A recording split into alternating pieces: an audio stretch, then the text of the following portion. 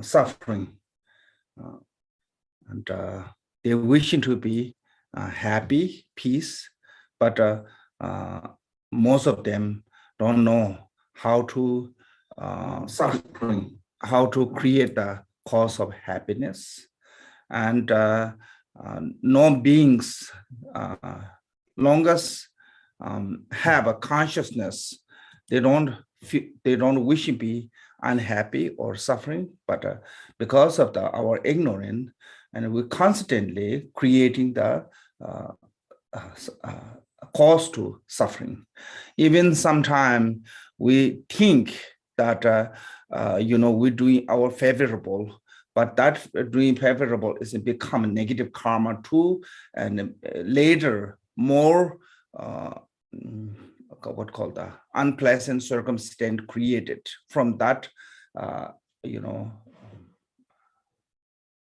that what called that action. So that reason sentient beings lack of wisdom, lack of a method, don't know how to create the cause to happiness.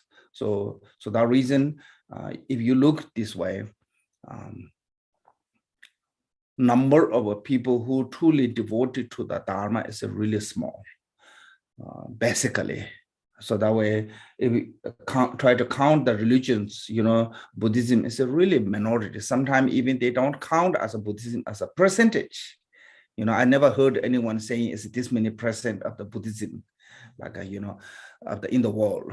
So that is showing us it's not easy to getting into the Dharma practice, and even those who are Dharma practitioner, and a lot of time our most of the time we focusing, or can say most of practitioners are mostly we're focusing how to sustain this life, so our practices actually become mostly we lots of time we have this mundane beneficial, how to so that way then even we do the Dharma practice, actually it is not becoming Dharma. Make sense? So that when you look this way, there's not that many beings who truly interested and truly dedicated to liberation or permanent happiness. So that way it's hard to find way to created a cause to effortless happiness. So that reason, when we get a chance that practice the Dharma and have found the kind spiritual teacher that give us to path to the liberation.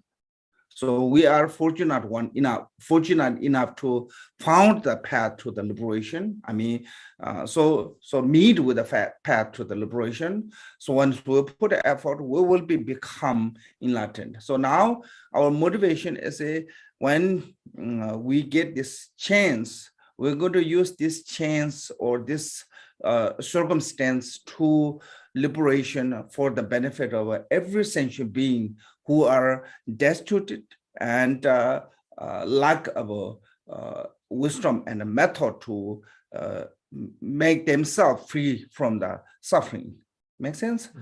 So I think the main reason is that we practice for that, then our practices become what called more I think lots of time they use as authentic, or profound. So that reason, if you look the sadhanas, any practice, you see the refuge, you see the bodhicitta. So mainly, the refuge is protecting from the impure motivation, or can say No, sorry, not impure motivation. Sorry. Impure or wrong path. Refuge is a protecting us from the wrong path, and bodhicitta is a protect us from the impure motivation. Can say some member impure or lowly thought. Yeah, can say. I think so. That is why every sadhana have, for example, every sadhana have this tool is that showing us whatever we do, practice as a dharma need, good intention, and that good intention is a renunciation as a first. So the refuge is showing as a right path of nirvana. So that is what does the refuge mean. And this, when it comes to the refuge, there's a kind of feel or object to refuge. So generally, feel of taking refuge, feel of refuge, field of taking refuge as a Buddha Dhamma Sangha. Buddha as a teacher, as a Shakyamuni Buddha, that particularly Dharma as his teaching, Eight Noble Path, and Sangha as a community, the lay and ordained, those Sanghas. But particularly, this is called, in the Vajrayana, it's called the particular date is a refuge of the mandala. So here, in this White Tara's field of a refuge, how you visualize, is it? It's like same as we want to refuge tree, similar. The center is all the guru. In here, guru must be form of Amitabha. Then all the other lineage guru also can visualize a form of Amitabha to surrounding. So your root guru as a form of Amitabha, and surrounded by all the lineage guru, with particularly this sadhana, white Tara sadhana have a particular lineage. Those all lineage guru are surrounding, but mainly is you have to visualizing as a Buddha Amitabha as a your root guru. And the front of the Buddha Amitabha is a little bit lower, can say, in the cushion or seat, and white Tara, surrounded by all the other deities. Then right side is a Shakyamuni Buddha and all the this fortunate eons, 1,000 Buddha. Behind the Dharma as a scripture, and the left is a Sangha community of the lay and ordained. So this is a field of taking refuge. So then, who is it taking refuge? As ourselves, as the front of the Tara. And we are surrounded by all our father, mother, enemy, and sentient beings. Lots of times saying it's a right side is a father, left side is a mother, and the front is your enemy, behind all 6 rounds sentient beings, and we're all taking refuge together. Okay, then cause of the refuge, taking refuge. There's 3 causes taking refuge: devotion, fears, can say, and compassion. Devotion means that when you see sudden enlightened beings, you wishing to be like them. When you hear about the Milareva's life story, when you hear about those Buddha's life story or any enlightened being's life story, you wish to be like them. That is what is a devotion mean. That because of that can be main cause to take a refuge. Like lots of people taking refuge by hearing about the Dalai Lama these days. Seeing the Dalai Lama, then they started taking refuge. Make sense? So that is one cause as a devotions, because you admire someone and you become like them. That way you took refuge. And second one is fears. Of course, then there's a lot of beings who have a fears of being reborn in the lower realm, especially when earlier life they make some mistake, like a Milarepa. Milarepa said, if I don't do practice, my next is totally gone. There's no other hopes. So sometimes we do take refuge because of the fears of the lower one and fears of the samsara. So like there's 8 great fears, So because of that fears, we take refuge. But Mahayana, when we took refuge, this is mainly cause of taking refuge in the Mahayana is a compassion toward to the sentient beings. You see the samsaric sentient beings are suffering. So that way you want to liberate them. How you're going to liberate is you have to rely on the Buddha.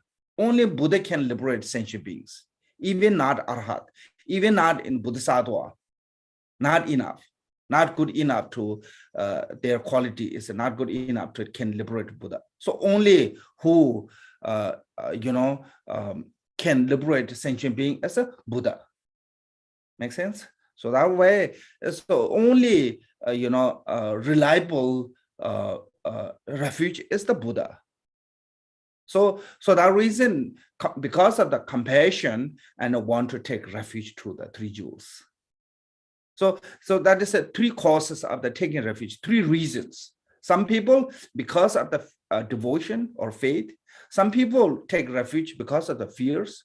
Some people take refuge because of the compassion. So I'm sure we have one of those main reasons to why we're taking refuge. Then if your refuge is not belong on that one, that means that you just come for the so-called curiosity. Curiosity. Yeah. So it's just not so good to take refuge. Curiosity is it, and you have no sincerity. Basically, I can say you're wasting your time. Life is short. Don't waste your time like that. So if you go, just go with fully. Fully means that your body and the mind both.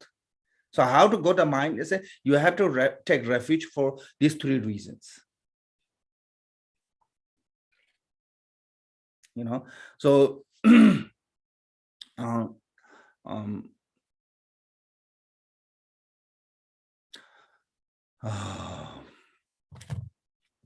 okay, so with this, then we take refuge. First one said, yes, said the Namo mean the pay homage. In the mother victors is meant Tara. Embodiment of all the Buddha, Dharma, and the Sangha, I and all being take refuge. So so here Kundu is mean the embodiment of all the Buddha of the 3 jewels is have to be deity herself. So visualizing in front of us, Tara, mainly Tara, is Buddha, and she is the embodiment of all the 3 jewels, Buddha, Dhamma, Sangha. Her body is Sangha, her speech is Dharma, her mind is Buddha. Or you can say her body is a Nirmana Kaya, her speech is a Sambhoga Kaya, and her mind is a Dharma Kaya. In the Vajrayana called the 3 roots. Her body is a guru, her speech is a deity, and her mind is a Dakini. So either way, whatever you see, you have to see Tara is the embodiment of all the 3 jewels, 3 root, and 3 kayas. So inseparable within the Tara, then we have to take refuge. Even that we feel of accumulation, we visualizing Guru, Deity, Buddha, Dhamma, Sangha, they have to be inseparable within the Tara, like Tara's manifestation, you can say. Then the little bit lower of the refuge, throne, then all the Dhamma garden, like a Mahagala, Achi, and those all protecting the Dharma. So you have to visualize them and take refuge.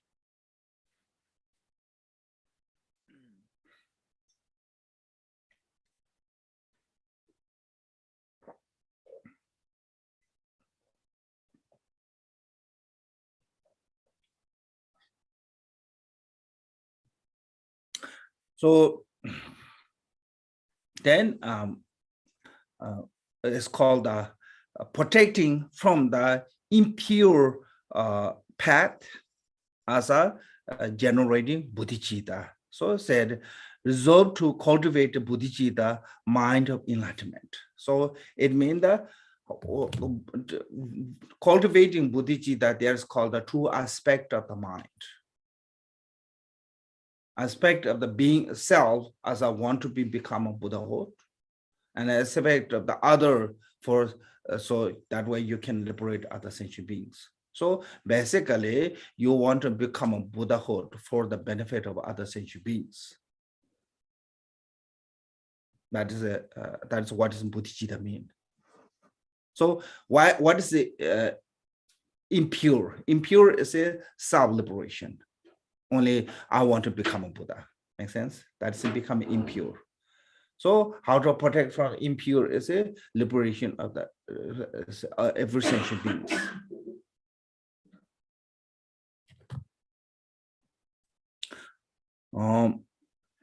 So this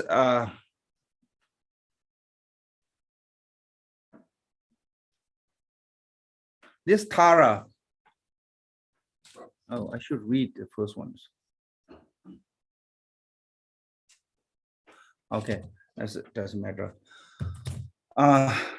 This Tara is originated. There's in India called I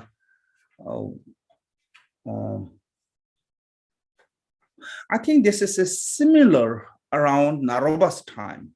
There's one master. His name is Waki Ishwar Kirti. So he was one of those main gatekeeper in that time because of the debater come often. So each gate have one special scholar. So Naroba was in the northern gate. So this he is in the western gate. You know, so like anyone come debate, they do, you know, so that kind of scholar. And they say he can memorizing, I think like 5,000 stanza or something, like huge number of texts each day, and he never forget once he memorized. Yeah. Then one time he practiced the Tara for 6 months.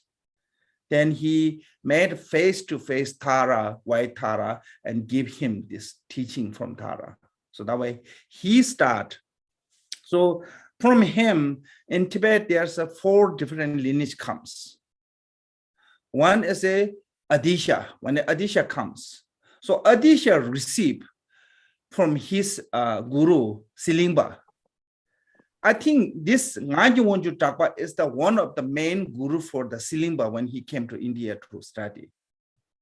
Silingba is from Indonesia. So that way, it's Silingba received from this Ngaji Wonju Takpa, who is the founder of this teachings. Then Adisha gave to the lineage through the Kambaba to come to our lineage. In this and also, but most of Tibetan, you know, this sadhana, according this, including this sadhana, is according to there's called the one Lozawa, Pari Lozawa. His teaching, he brought from India to Tibet, and from his teaching as the main. And the Rigung, there's called the Chögye Pinzo, one of the Digung Holiness lineage holder. His time, he compounded all 3.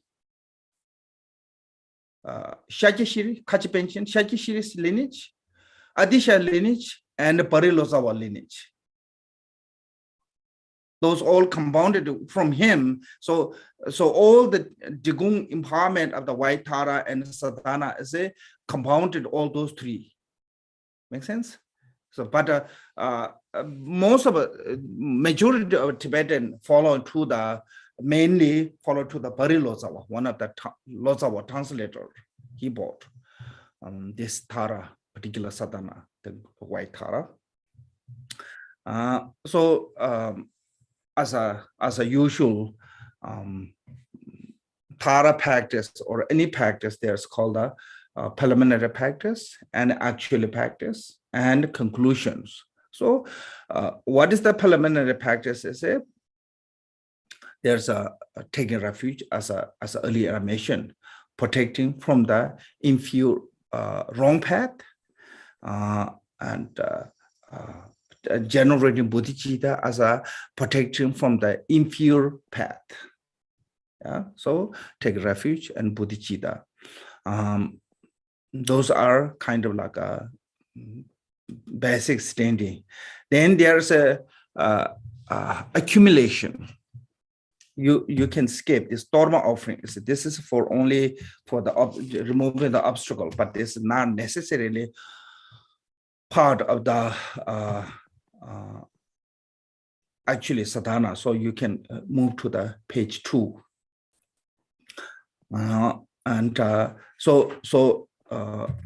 There's a accumulation of a merit and accumulation of a wisdom, can say, for the preliminary or preparation.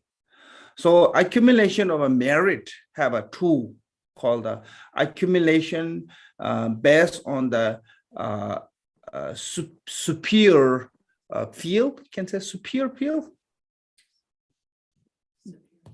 Superior field or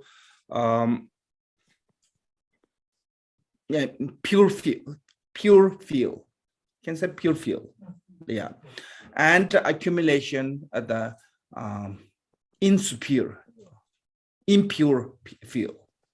Make sense? Like a sentient beings.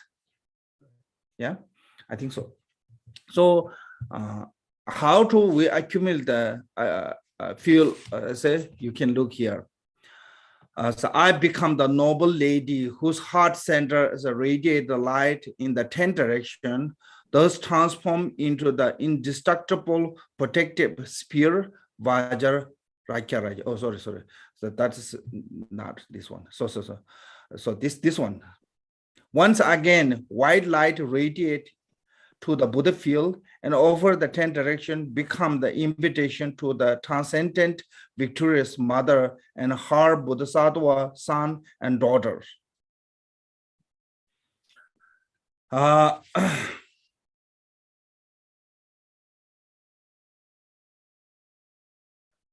First, you become Tara, and here, how to visualize this, you become a Tara, and Tara's heart center, there's a thumb syllable.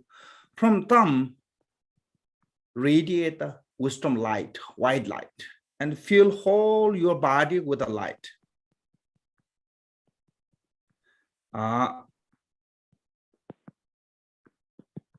And purifying all your negative karma. Because why we don't see the deities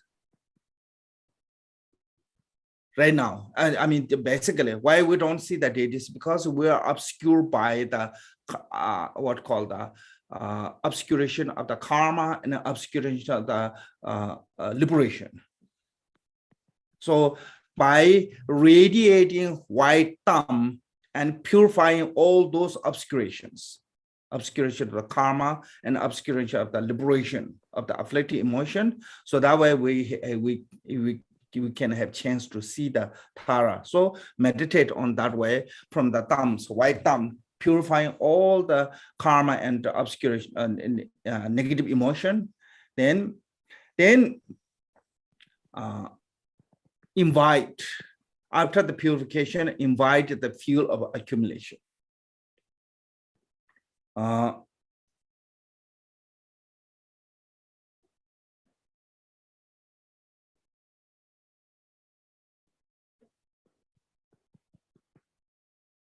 Fuel of accumulation. What is the fuel of accumulation? Here is the Tara. He said, so about received the again, white light radiate. So this is a white light radiate. So how to radiate? So from your left nostril and through the 10 directions.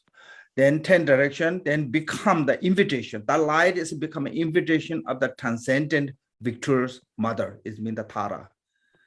Mother Tara, and surrounded by she is surrounded by the Buddha and Bodhisattva, completely feel in front of us in the space. The space is completely feel like a cloud, clouded space. Then how to, so this is called the pure feel of accumulation, pure feel of accumulation. So because the Tara and the mandala,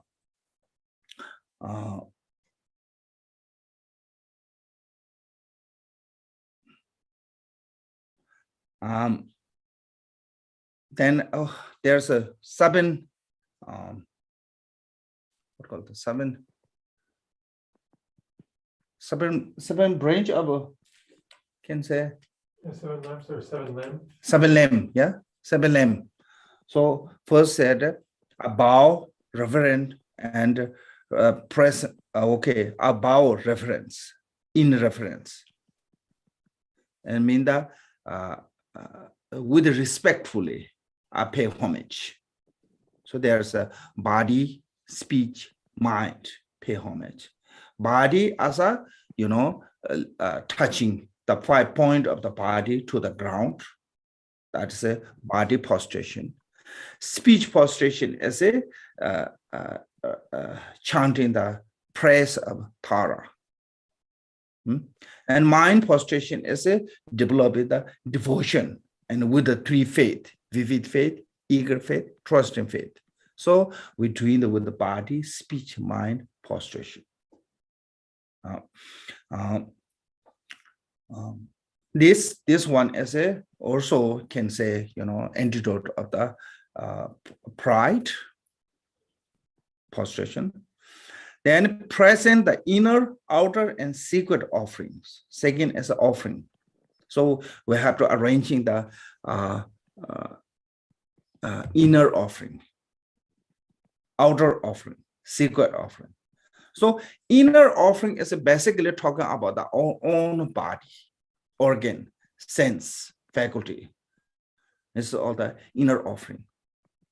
Why we have to offering our body? Why the Tara need? It's nothing have to do with the Tara need or not.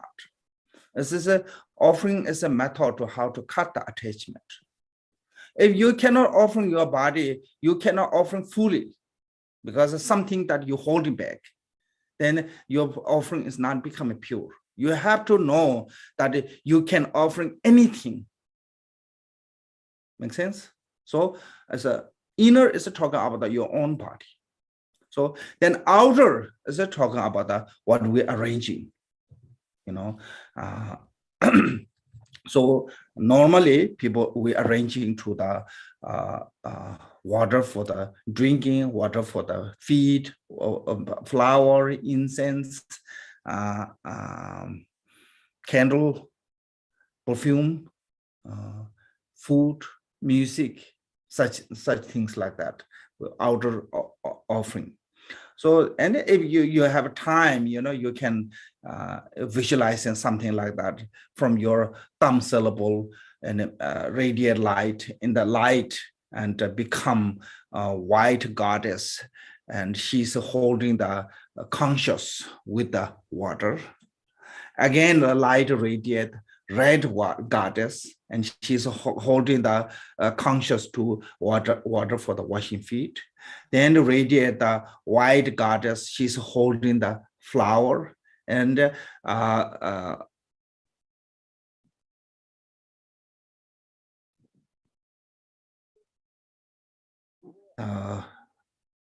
white reddish goddess holding the flower, and green goddess holding the lamb, red goddess holding the perfume, and the things like that. I think that's maybe I'm missing a little bit. Sorry. White goddess holding the flower, and dukkha is a kind of travado. Dukkha is more like a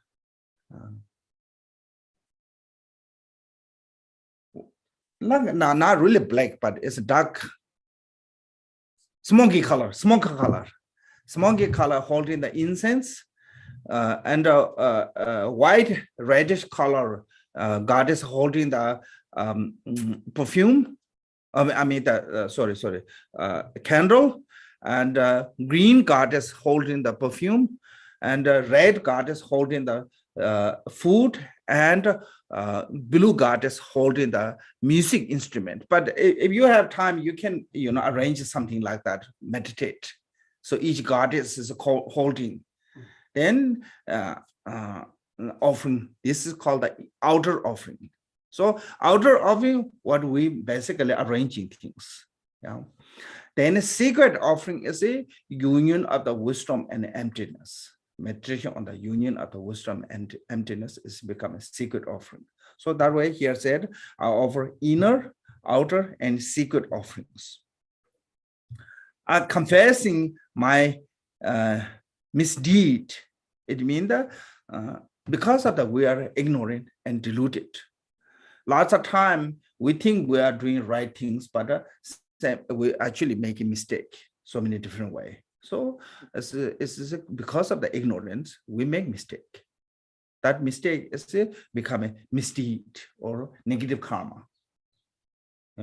So there's only one way you can eliminate this negative karma is by confessing. So you have to confess misdeed and rejoice in the virtues. This rejoice is I think best way is can say when certain time we are not capable, because maybe not capable by the physically, not capable by the mentally, not capable by the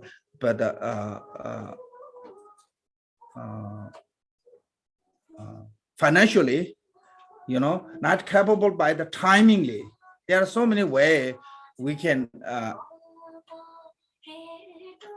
have this incapable to perform the offering, yeah, or any, not just only offering anything that maybe sometimes we cannot do. At that time, you can rejoice to the others when other can do. Make sense? Yeah. But if you are capable to yourself, but you don't want to do because you think maybe you don't want to spend your money, or you don't want to, you want to do something else. Like, for example, there's a retreat.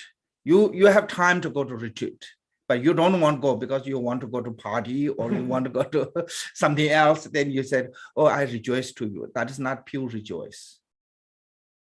Yes, there is a rejoice, yes, but that rejoice involved with some other emotion. Because of that other emotion, it's not become a pure. So that way there's not much benefit. It's like you giving someone food with a really dirty, can say? It's that food, but it's not eatable, not edible. Yeah. Why? Because it's not clean. So it's the same as you not give food. So that way, when we're rejoicing, we have to rejoice with a pure-heartedly, without any negative emotion involvement. So if somebody is doing like a King Ajatasattu offering 7 days Buddha and all his sanghas lunch, that the beggar lady, she have no way to, she can do that one. So then she rejoiced with the king, and she got an equal benefit from that marriage.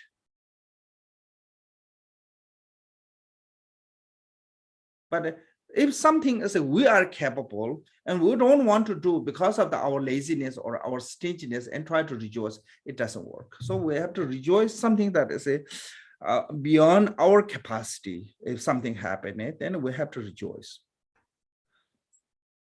So then that's one. And for the benefit of a being, I beseech you to remain eternally. Yeah, eternally mean the long life. Oh, sorry. This is two different.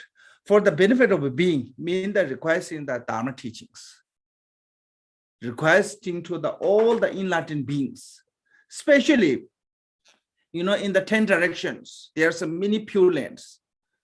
I'm sure right now some Buddha already become Buddha, some Bodhisattva become Buddha, and they are not yet giving Dharma teaching because of the greatness of the Dharma, show the greatness of the Dharma. So we have to request them.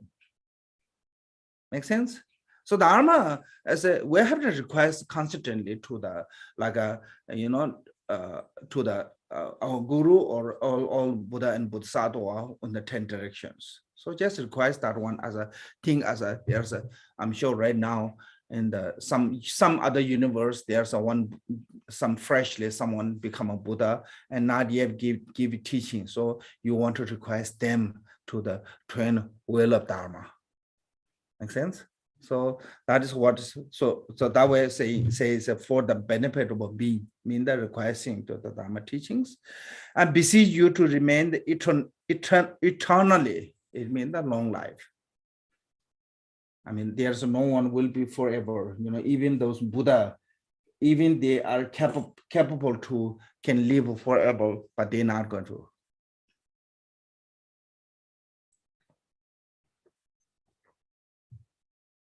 Certain point, I think, certain point, this human body is slowly vanish. Even they live forever, ordinary cannot see this continually. Where their story saying is that all those 16 arhats still remain on their place wherever, some are in the Mount Everest, some are in the, Himalaya, some are in the Mount Meru, some different places, some on 33. Lots of time we cannot see them. So this is my thought. Slowly, this element body will vanish. It doesn't mean that they died. Make sense? So long as they have the element body, it never be forever. So even they reach to the eternal,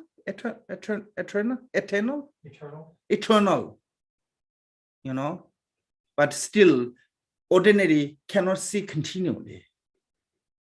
There are lots of stories saying is those great Mahasiddha continually living in a certain place. But if you go to India, you're not going to find them. The Digong lineage, there's called the Dabo Wang, one of the great, master lineage holder. He went to China. He escaped from Digong. He went to China and in those Wuteisha, now they call the Wuteisha. That's a 5 peak of the mountain of the Manjushri. Yeah. And some people believe he's still there because later, I think maybe 9 or 19th century, I think 19th century or early 20th century, someone went to the there, and there one old monk asking lots about the Digong Pil. So some people believe that was him, but everyone are not going to see him like that. There's a lot of story, that suddenly somebody appearing there. So that is showing us I think even they live eternally. Some point this physical body will vanish. So we cannot expect them live forever, but they will. So I don't know how to say this one. So, but we have to request to the guru to long life, and the last one is I dedicated this virtue entirely to the complete enlightenment of all beings. That is a Mahayana dedication.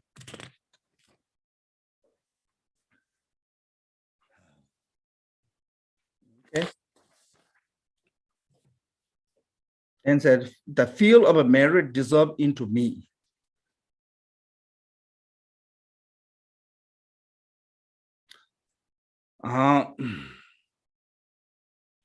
That is called accumulation, merit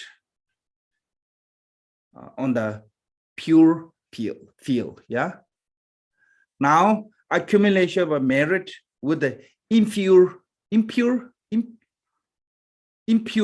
field.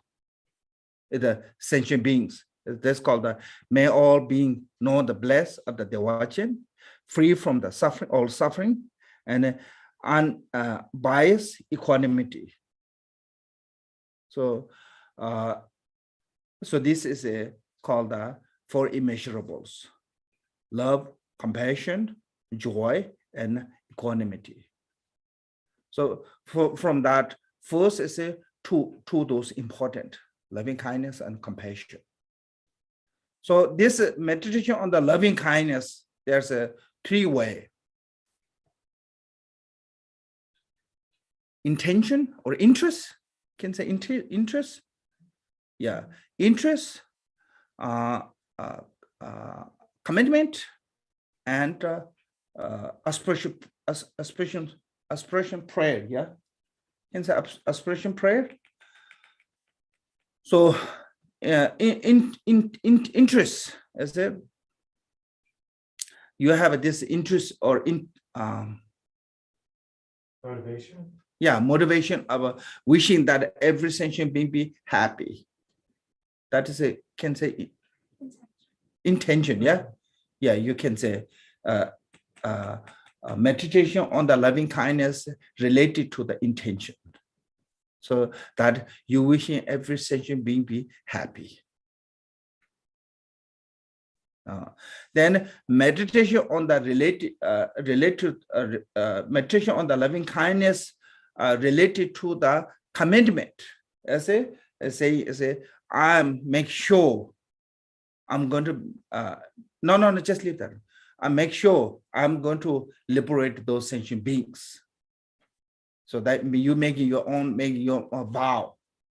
This is called the meditation on the loving kindness related to the commitment, that we make commitment. Then meditation on the loving kindness related to the auspicious essay, we wishing them be happy.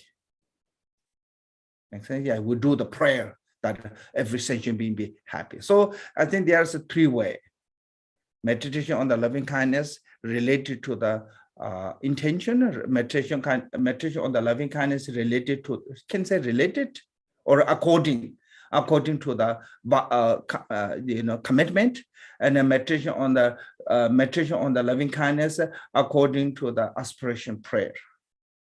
So three-way to you can meditate on the loving kindness compassion. Here said, may all beings. That is a kind of like a conclusion, or like a finally you can meditate that one. But you have to start with the one individual, closest one. Someone is really close to you. That's easier and more practical. If you meditate the loving kindness according to the someone, like it can be your mother, it can be your father, it can be your children, sometimes it can be your pet. Some people, I think they have easy to meditate the loving kindness to their pet, but they're not that easy to their parent or sibling or human being. Some, especially nowadays, I think meditating loving kindness to the human each other is really difficult. Even you don't have that much patience to your own spouse. It's, so I don't know, but so whatever easiest to you, whoever easiest to you, just pick up, because from there to we have to train. Then that one is when that become a really strong, that even you don't have intentionally still have that loving kindness, then you can extend it to the like a closer one. Make sense? And then slowly you can meditate the same feeling to the stranger one. Right now, we don't have that feeling of the meditation on the loving kindness to the stranger one. Of course, everybody said all mother sentient beings, but you're not going to feel anything. If you're not thinking, you don't have intention, you go to the street, if you see someone, you never wish them to be happy.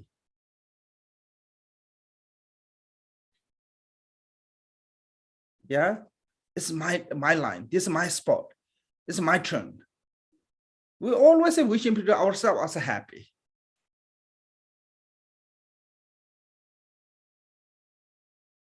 So it's a little bit difficult to when without the without the concentration.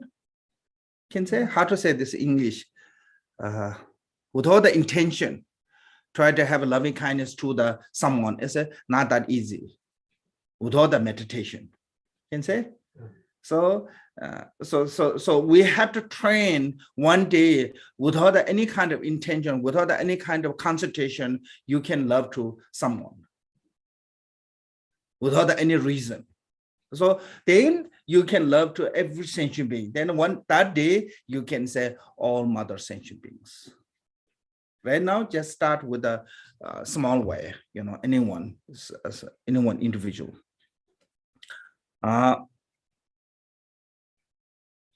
Then that is a meditation on the loving kindness, and meditation on the compassion is free from suffering, all sufferings.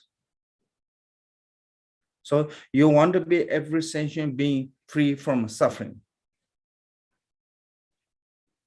But without the concentration, without the thinking, sometimes we don't see their suffering, actually what is going on.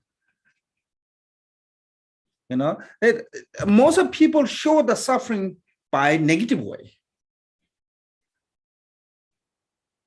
When you are suffering, you show that reflection of that suffering with an angry way. So people, I heard this one say, historically evil people, they have a childhood, really bad childhood, or some really earlier life, they have a really bad life. That way they become evil.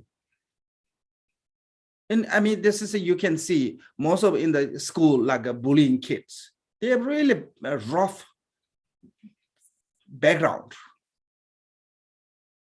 So this is not like they not become happily, that negative character. Most of the time, they become a negative character because of their own suffering. Like when you go leave from home, if you have some problem with the family or something, you go with angrily. Even your neighbor said good morning, you get irritated. You even don't want to talk. Yeah. If you live with a happily, even somebody said criticize to you, you can still smile. Yeah. So that is showing us when people an individual try to do something negative, that means that they are suffering. So how we react with them, so we react with angry. Yeah, we react with upset. But Bodhisattva, they react more with compassion. That is the difference. We cannot compassion toward them. Why? Because we think they don't deserve that compassion. And lots of people have this problem. Meditation on the compassion to the evil one is they think that they give a reward of their misbehavior. You're not giving reward of their misbehavior. You're sensing their prostration. You're sensing their inner suffering. So you have compassion toward that suffering, not that behavior. Make sense? So I think things like that. So we sometimes we couldn't see. Then because of that we cannot have a compassion. But Buddha and Bodhisattva, they see that one, so that way they can have really strongly compassion, especially toward them. So in there's called the ornament of the Mahayana Sutra. Bodhisattva especially compassion toward to the being who are stingy one, being who are negative attitude, and being who are disturbed mind, like always like angry, that kind of disturbed mind, and being who are careless one. And being who are overpowered by the other. Finally, being who are being attached to the compassion, to being attached to the negative. So those are specially object to the compassion to Bodhisattva. Why Bodhisattva have compassion toward to them is especially is because they are kind of become a slave of their own emotion. I mean, no one be happy to being negative, yeah. But sometimes we have no choice. Our emotion make us do that. So that reason, anyone, I don't think so. You're not going to find anyone who, after the being nasty, they become so relaxed or rejoice. When they have done something bad, they regret. Make sense? So they're not happy to doing that one, but they become overpowered by the afflicted emotion or overpowered by the kind of spirit or something, make them to do that, including our own negative emotion. So that reason Bodhisattva can meditate toward them compassion. So that is we have to see. But right now we have difficulty to see that we only see the front, what is apparent. We couldn't see the beyond that, why they have to appear in that.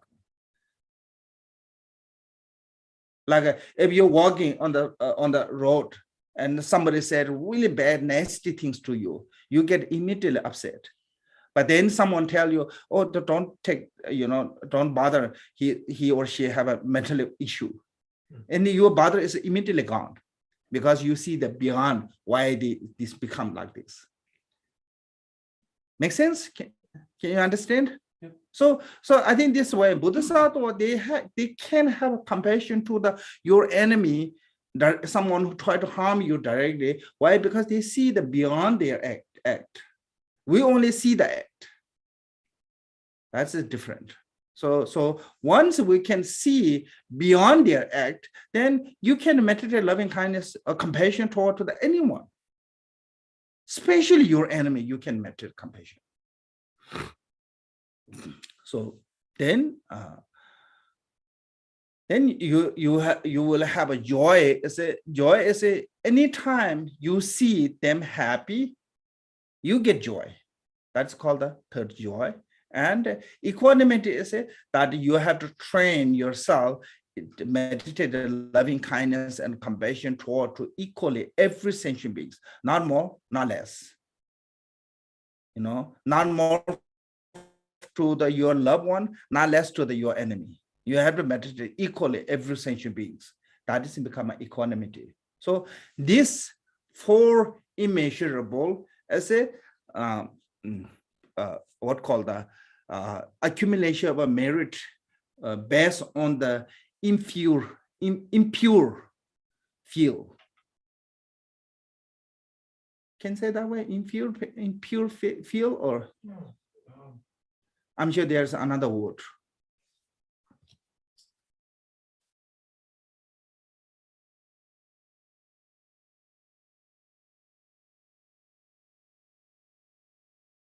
Okay. And I mean, also compassion is the really powerful of a purification. When Avalokiteshvara was the first Bhumi, this called the Buddha, name called the Tathagata drum sound. He gave the great compassion mantra. When Avalokiteshvara recited the great compassion mantra, he reached to the 8th Bhumi, from the first Bhumi to 8th Bhumi. So it's called the impure Bhumi to pure Bhumi. Generally, it takes a long time to reach there, from the first Bhumi to 8th Bhumi. But Avalokiteshvara reciting the great compassion mantra. And also Asanga meet with the Lord Buddha Mitriya because of his great compassion. not because only he did some retreat. By his 12 years retreat, he only see Buddha as a wounded dog. But when he had a sincere compassion, he saw Buddha face to face. So there's I have great purification from the compassion. So that is showing us accumulating the merit. More you accumulate the merit, faster you will purify your negative karma. Like a more stronger wattage or the light power, what call this? Wattage. More higher number of wattage, brighter light. More brighter light, dark go away. Make sense? So that is the brighter of the light is to come from the accumulation merit. So more we accumulate the merit, more we can liberate us from the negative karma, obscuration of the afflicted emotions. Even sometimes when you are lack of the merit, even you try to meditate, it not come clearly. Especially if there's called the dullness, yeah? Dullness. The dullness is when you're meditating, you have a feeling of a dullness that is come from the negative karma, lack of a merit. So at that time, lots of instructions said, just stop doing and do some meditation, some accumulation merit, like doing prostration, doing circumambulation, or offering to the sangha or things that kind of accumulation merit, and it helps you to remove this obstacle to the meditation. So when liking the accumulation merit, none of them accomplishing. Since once our our conscious is obscured by the negative karma and obscuration of the liberation, we have no chance to approaching to the deity, become closer to the deity. Even we are with the deity, we will not have chance to see the deity. So practice of the deity yoga is called approaching to the deity. Make sense? So if you want to become closer to the deity, first thing is you have to remove all the negative, that obscuring. So that is called the negative karma, obscuration of the karma, obscuration of the afflicted emotions. Those you have to purify it. So how to purify it is by accumulation of merit. So there's a two type of accumulation merit comes.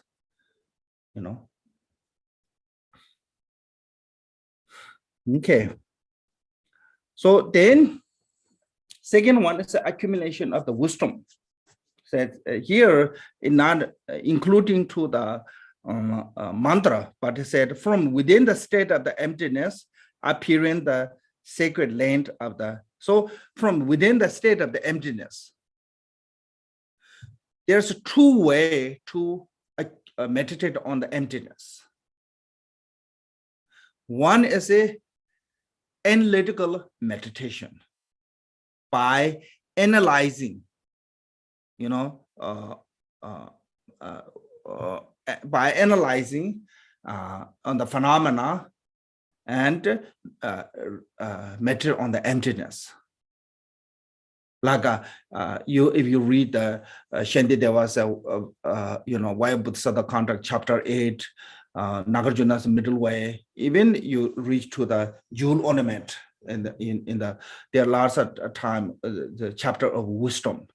There's a analyzing on the phenomena. So that is called the analytical meditation. You analyze on the phenomena of the self and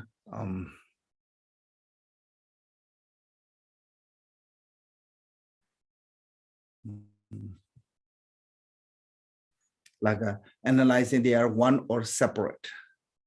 For example, like our body is one or many. if that's one, then how come, there's a many pieces? So that way it cannot be one body. But if there's a many pieces, then how come it's one? How can call it's one? But when you look at those analyzing on the many pieces of the separately, you're not going to find the body actually there. No longer any of those pieces called the body. Make sense? So I think so when this way to analyzing, then you're not going to find phenomena are inherently existence. That is called emptiness. So that through that too, you can meditate on the emptiness. And in the Vajrayana, so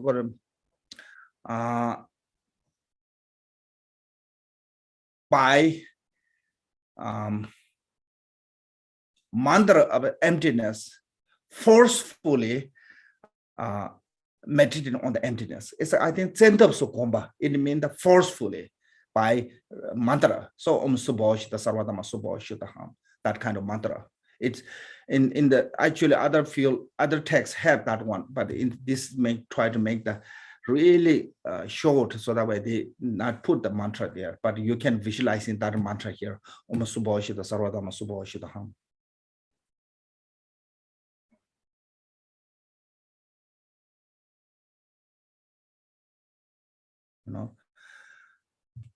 So purified by that mantra. So when purified by that mantra, then become a state of the emptiness. Yeah. So within the state of the emptiness, then said sacred land of the unexalted Agnishta Buddha field. So wherever we stay is transformed to the pure land, basically, of the mandala.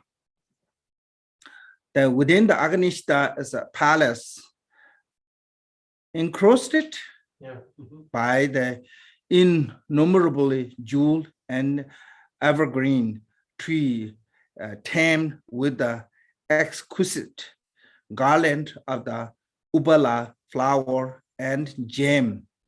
They are in the middle of the palace, sit the thumb syllable in the center of the lotus and the moon, and atop a magnificent jewel throne. So this is the how to meditate on the jewel throne. You have to meditate on the lotus and moon cushion.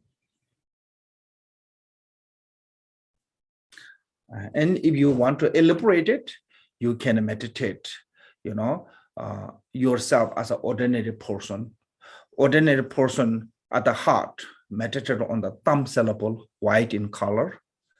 And within the thumb, then you visualize it on the Om Subhashita Sarvadama Subhashitaham, that Om Subhashita purify all the impure and become empty nature.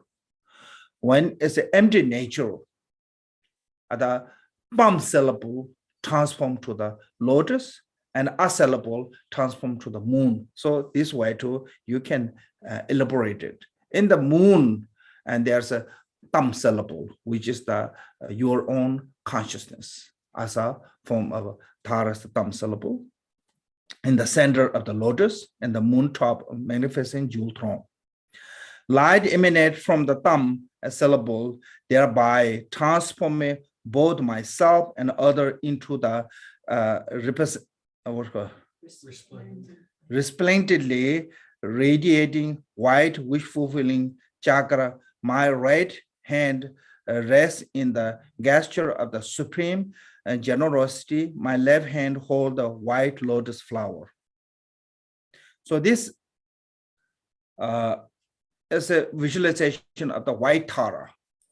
The radiating white wish-fulfilling chakra is the actually Tara's name, Durga Yishinkolo. Why is it Tara's white Tara have this called the Yishinkolo? Yishinkolo is come later, actually. There's one meditation with chakra that come later. So that way, this name of the white Tara, particularly called the wish feeling chakra.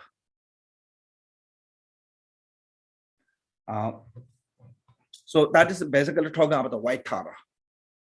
But in Tibetan, so this is talking about the Tara, white wish fulfilling chakra. And my right hand is mean that yourself as a transform to the white Tara. Right hand as a gesture of the supreme generosity. You see the Tara's photo, right hand, and left hand hold the lotus, white lotus flower. Sit with the both leg at the cross leg and posture and processing the major and minor mark of the Buddha. So this flower also, particularly in the white Tara's flower, many said, of course, the string of the flowers are holding at the heart. And she is a gesture of this three finger is up as a gesture of the symbol of the, what called that? Three jewels, Buddha Dhamma Sangha. And the flower itself is there's three. One is like a fruit, one is actually a flower, one is a bulb. So those are symbol of the past, present, future Buddha. Bulb as a future Buddha, flower as a present Buddha, fruit as a past Buddha.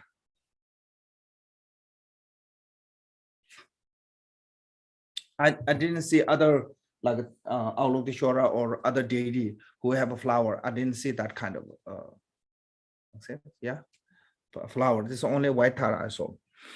And she is crossing with the lake with the posture and have possessing the major and minor mark. So this is a symbol of enlightenment. Major and minor mark as a sign of achievement of the Buddhahood. Especially even 10th Boon Bodhisattva, they have the major and minor mark, but they are not clear and deep as a Buddha's one. Some of they are not really right spot. Some of they are not really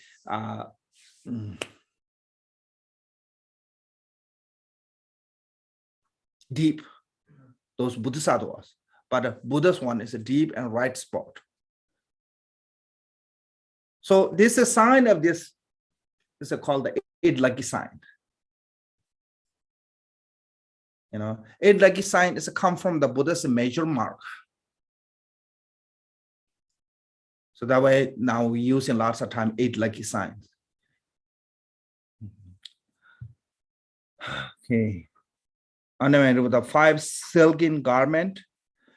So 8 jewel ornament and 5 silken garment. I think 8 jewel. I think talking about the crown, necklet, earring, necklet. There's a short one, long one, bracelet, and sasha or belt. I think those are jewel ornament and also silken garment as her upper body is wearing, I think maybe white one, and then below the skirt is a red one, something that's a silken garment. Above my crown sit Amitabha in my 3 places. So you have to visualizing your Tara's Lord of the family is the Buddha Amitabha. It means the Tara's teacher is Amitabha. Okay, Lord of the family mean the teacher. No, so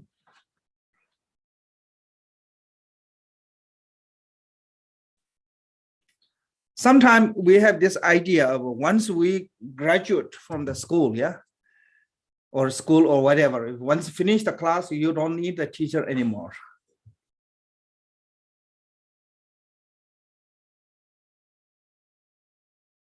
Sometimes we have that kind of attitude, but even Tara, she become a completely enlightenment. Still, she carry on her teacher.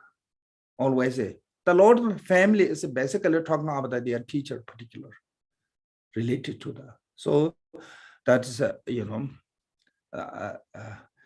like we always said, you never forget to the kindness somebody show you the kindness. Makes sense? So that is a sign of that. Lord of the family Buddha Amitabha. And my three places are syllable of the Om Ahum. So this, why is it visualized after you transform it to the Tara syllable Om Ahum as a it's kind of sealing, make sure it's becoming stable. So mark with on the crown, white arm, at the throat, red arm, at the heart, blue hung. In the heart chakra, blue hung, throat chakra, red arm, at the crown chakra, white arm, as a symbol of an enlightened body, speech, mind. So you are from the ordinary body up to becoming Tara's Vajra body, Vajra speech, Vajra mind. So that way, mark with the Om Ahum. Om as an enlightened, Om is a syllable of the enlightened Vajra body, A is a syllable of the enlightened Vajra speech, and Hum is a syllable of the enlightened Vajra mind.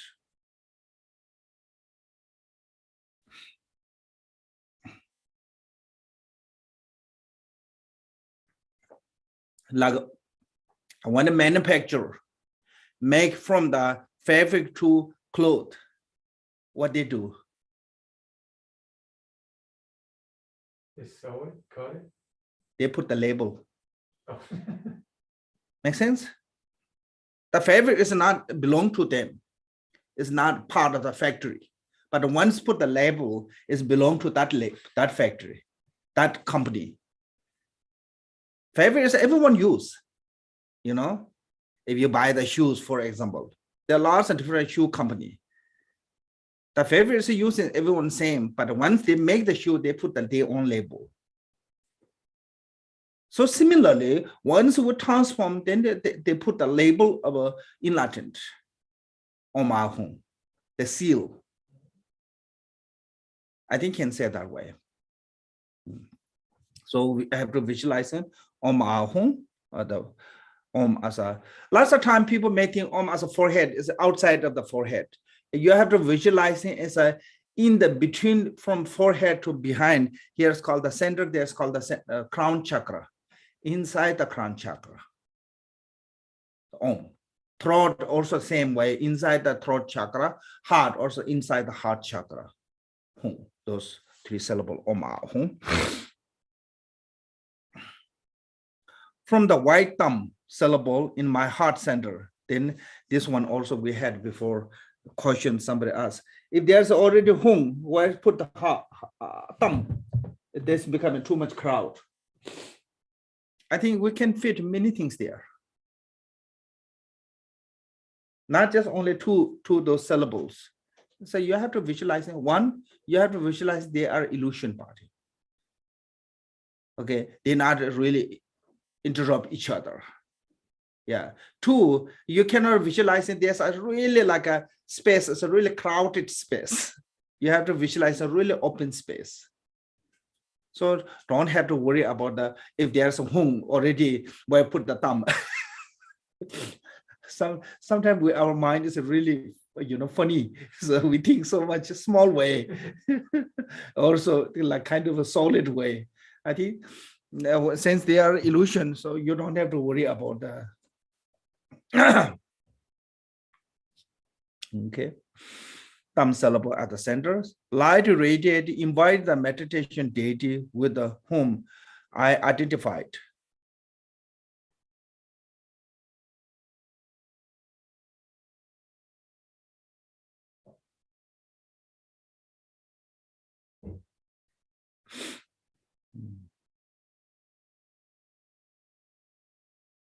This is a meditation deity is no need there. Radiate, inviting the empowerment deity. So you have to visualize it.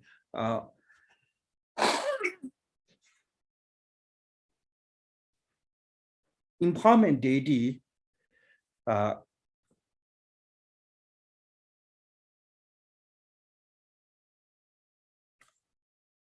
Whom I identify, with whom I identify mean that what you just visualize, Tara.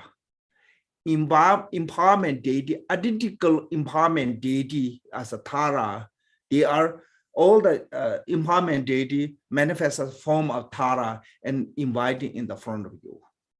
So this translation is a little bit, meditation deity is not neat. So Gomba Dawa, it means the identical of what you're meditating. So yourself, of the Tara.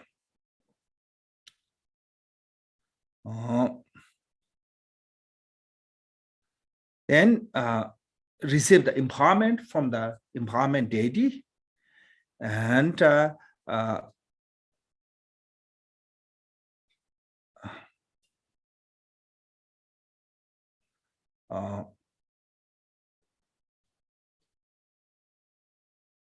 and they bestow the empowerment and seal that empowerment, and they deserve to you and become inseparable, non-duality.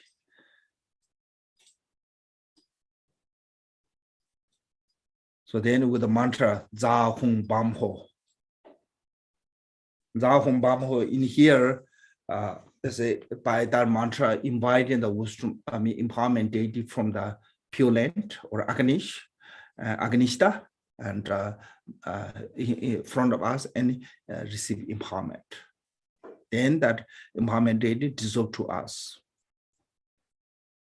Abhisheka, the Samaya Shri homes. So Abhishek means the empowerment, and Samaya Shri means the accomplishment of the of the Samaya. Then you have to what called the offering to the.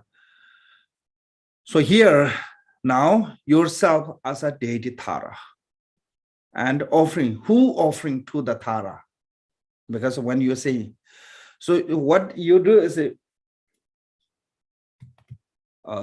there's, I think, several ways you can meditate on this.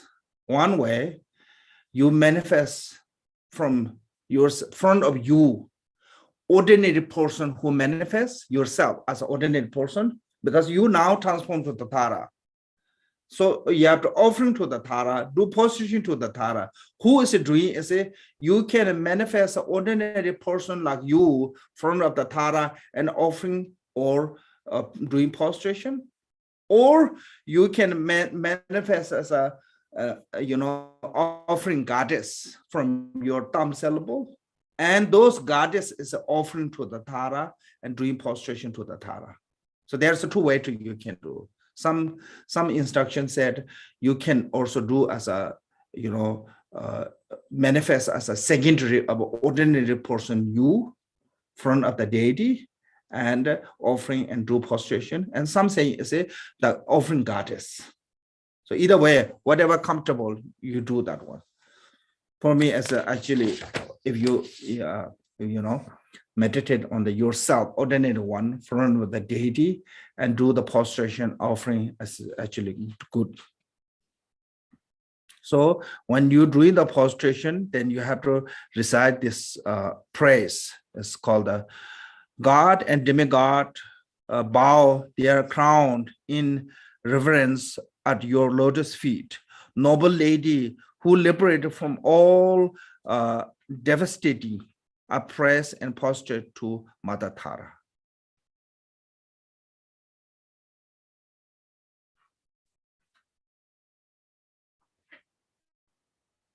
So with this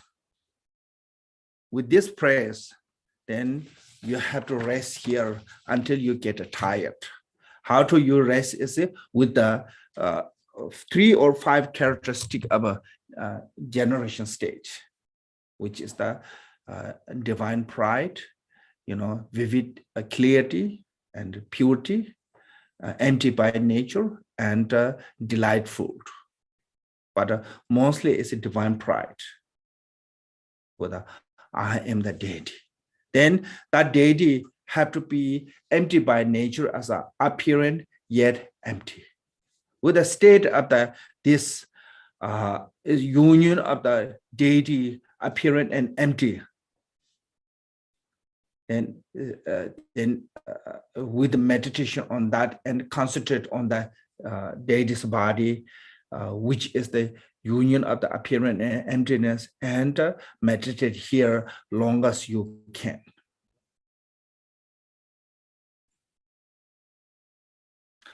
Lots of time when we do this deity yoga, people until they reach to the mantra, they just jump. But only Kenji Rinpoche I saw, he was try to take time, like Om Subochi, the Sarvadhamma Subochi Dham, and they are meditated on the emptiness. Then after the emptiness, meditation on the emptiness, then visualizing the deity's form, then and meditate on that. Then when you're tired, lots of text you say, when you're tired from here, then move on to the recitation of mantra. Until you feel like tired, you have to meditate on this. Or when you're doing like a full day, then you can divide, you know, some session mostly focusing on the deity's meditation on the deity. Then some session mostly focusing on the recitation of a mantra. And some session mostly focus on the dissolution of the empty nature, of the state of the emptiness. So you can divide it into the 4 sessions. First session mostly is the accumulation merit. Recite the 7 lamp offering, meditation on the loving kindness, compassion, and the 4 immeasurable. And the second session is mostly concentrate on the deity's image, which is the union of the empty and the appearance. Meditate on that. And third session mostly is a concentrate on the recitation of mantra. Make sense? You count how many mantra you. And third session mostly concentrate on the conclusion of the dissolution and the state of the Mahamudra or whatever. And it doesn't matter what title you give, but have to be mind in the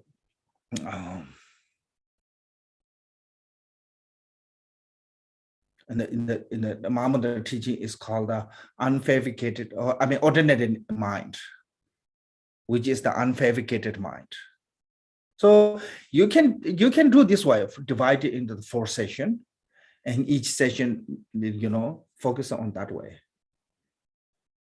Because those 4 subjects, those are equally important to everyone, not just only recitation mantra.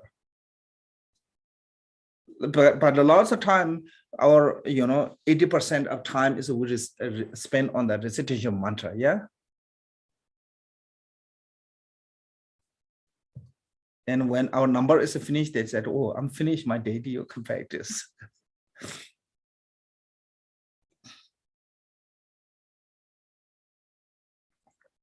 So even you do it on the 1 session, but in those 1 session, just divide it, and 1/4 is on the field of accumulation, 1/4 is for the meditation on the deity, 1/4 is for the recitation mantra, 1/4 is on the completion stage.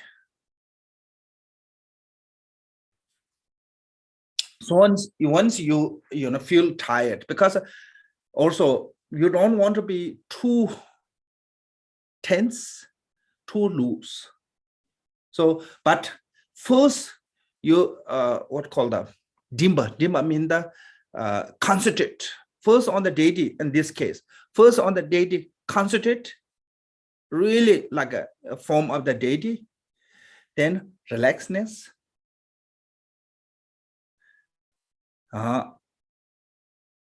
then become neutral.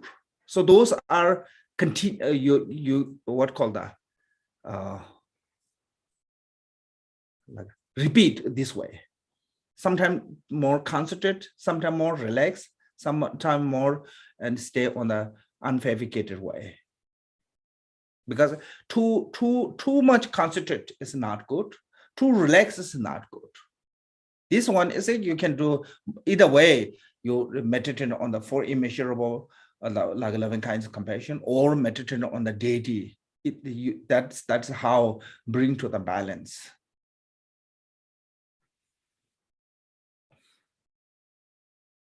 So then once we tired from there, then move on to the recitation of a mantra.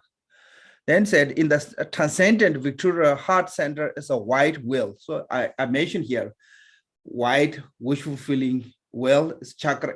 It's talking about the white will at the heart. In the middle of that will is a thumb syllable with Om and A syllable on the right and left side, respectively. Thumb is the center by the name of the name or the name of the those for whom I am dedicating in the practice by the longevity mantra. So this one, we make this really nice well. So what is that the will have a center, okay? The center is a thumb syllable, and thumb syllable is surrounded by the longevity mantra. When you meditate on the longevity mantra, here said thumb syllable circled by the name or the name of those from whom I am dedicating. Normally we do ourselves, yeah, for ourselves. So is that also you can visualize in the surrounding of the thumb. The thumb is a place, is the center, is a huge place, and your gurus. They said when you visualizing your guru, even the guru is a really old person, you have to visualizing him as a really young one. Even he is a really old one, you have to visualize it as a young one. And anyone, he or she. And also you visualizing anyone you wishing, like your parent, your sibling, anyone you want to dedicate in that thumb. You know. Then front of the thumb, kind of there's a second circle, then front of the thumb as a Om, beyond the thumb as a Ha syllable. Okay, that one's visualizing. The 8 spoke, then we'll have 8 spoke. 8 spoke, the will contain 8 white seed syllable. That's a ta, re, tu, re, so. Those are 8. Each 8 spoke 1 mantra. Then in the sadhana, there's a so this one is not really fixed one. Like you will get later the English one also, and Lamarinzi made already. That's not really English one. So I will print and give you later. So English one. So those are syllable as will rotated clockwise. When it rotated clockwise, mean the ta re tu re. It's a place it with the clockwise. Okay, and the many Taras, white Taras teaching sadhana, including to the Indian master, they said start ta to placed on the right way, right clockwise. So that means the ta re tu re swa clockwise. Then later it clockwise or whatever.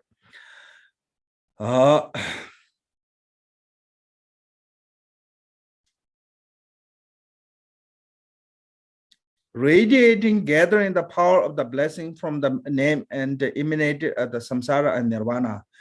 This aid dissolve into the me and attain the supreme Vidyadhara level of the awareness holder with the power over the longevity. So this is a little bit detailed meditation.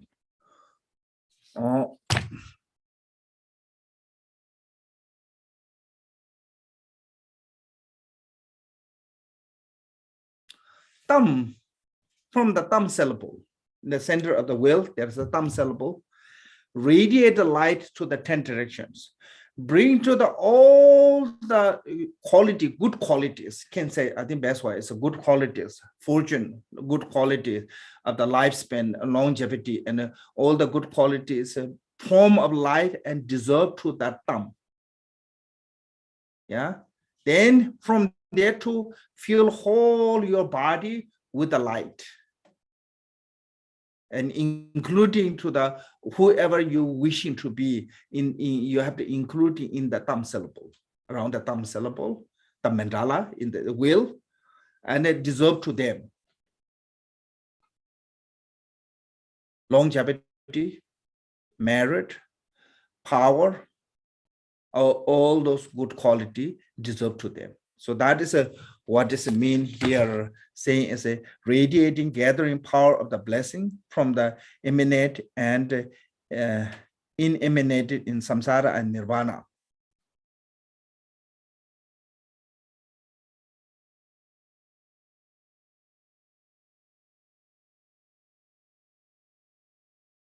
I don't know what is emanate and inemanate. What does it mean there? Something that's alive or just like a rock. Like a rock is inanimate. Yeah, it's something that has this actually it's mean the container and content. Let's talk about that. Then the yo is a being and realm. It's maybe not good translation. Eminent and uneminent. So, sentient being and samsara. You know, because in the samsara, they have lots of good qualities, like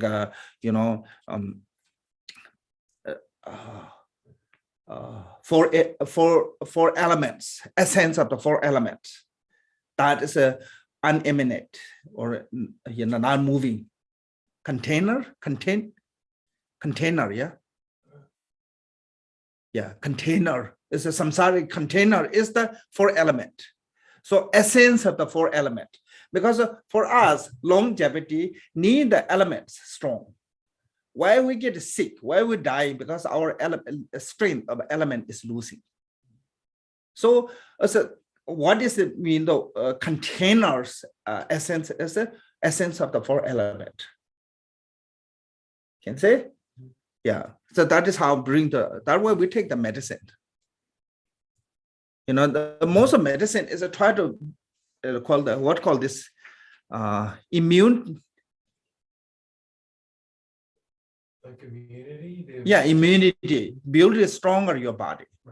For that, we take in medicine. So that is how to make stronger as a stronger element, actually.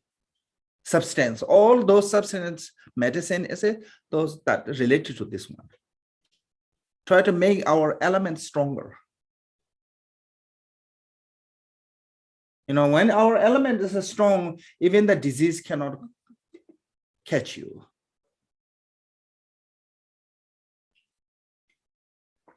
So by that is what is mean the English called the tenda, in Tibetan called the tenda yo, mean the temba mean the container, yo mean the beings. Then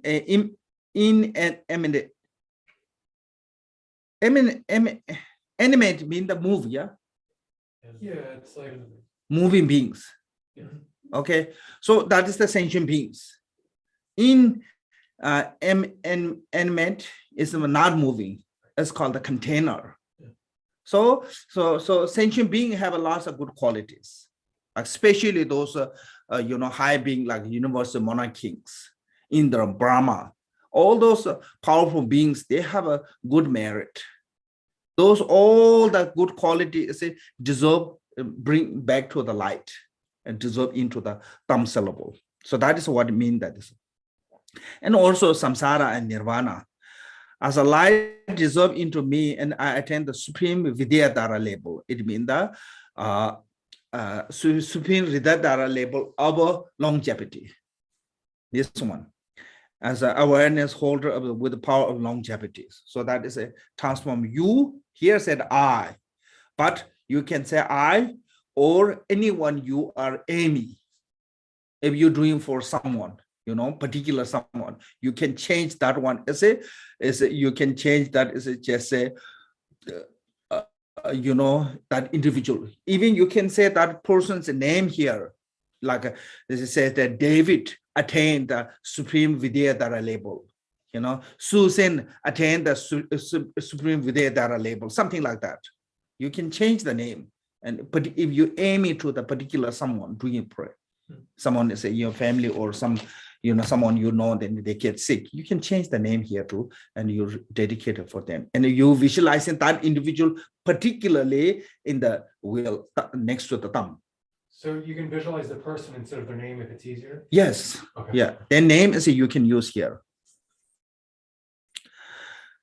Then in the wheel, there's outer rings at the wheel of the circle. You can check that just clockwise as a consonant, like R, I, E, O readers.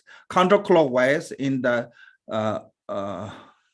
and in the outermost ring are Yedama mantra. So there's a vowel and consonant. Okay, first is a vowel ring. Second is a consonant ring, and outside is a yetama, is a tentenyimbu ring. Those emanate from the okay. So light mantra circle clockwise. This rotated ray of light at the white, yellow, red, blue, green, and maroon emanate from the body in the spray. Between the spray are fresh blossom, the ubala flower, whose splinter generate the 4 activities. So wheel photo you can see. Lamarinzi, can you send the wheel photo here?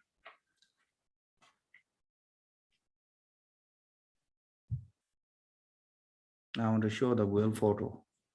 Okay, meantime, this Indian master called the Waki Ishwar Kirti, he wrote benefit of meditating on that wheel. What is the benefit you get that meditating on this wheel? Said all those powerful beings like Indra, Brahma, and sun, moon, wrathful, all protector of the 10 directions, Desirams God, and any of those powerful beings cannot harm you.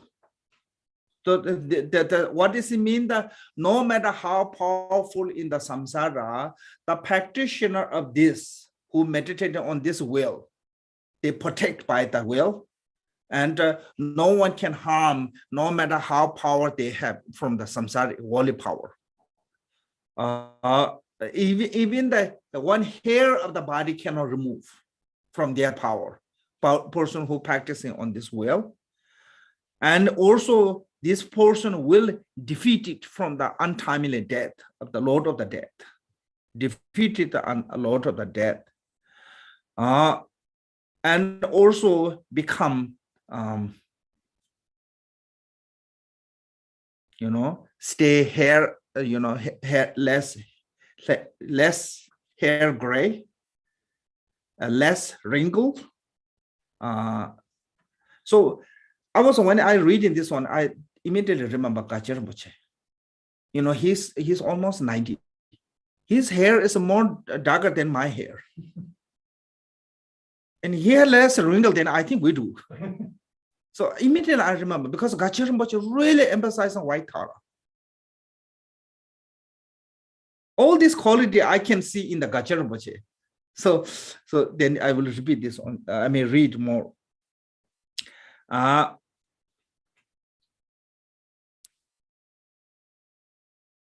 And also not going to have a sickness and property. So those all is free from that. And also protect from the like a lion, water, and those are elements, or the 8 fears. Defeat all those 8 fears. And without requires you will get the cloth, palace, jewel, and also common CD.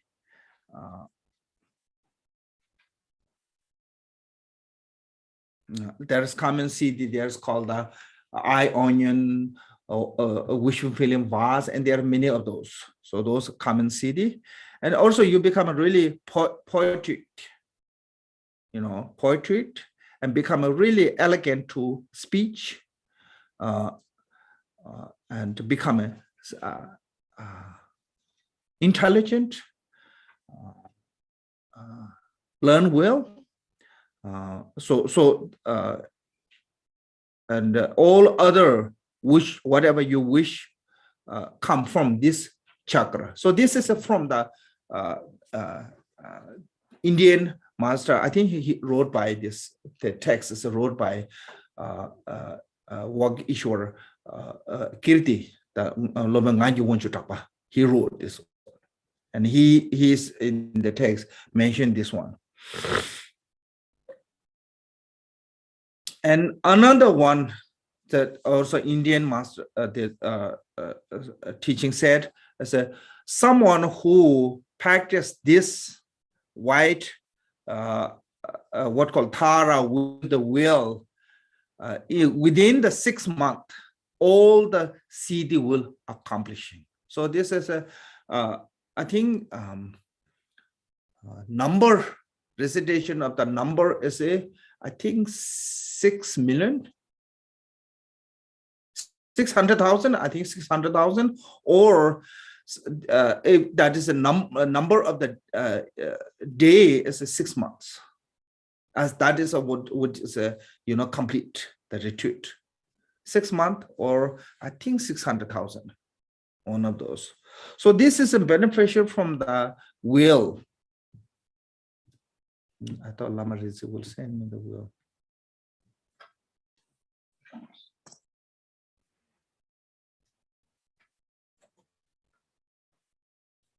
Okay.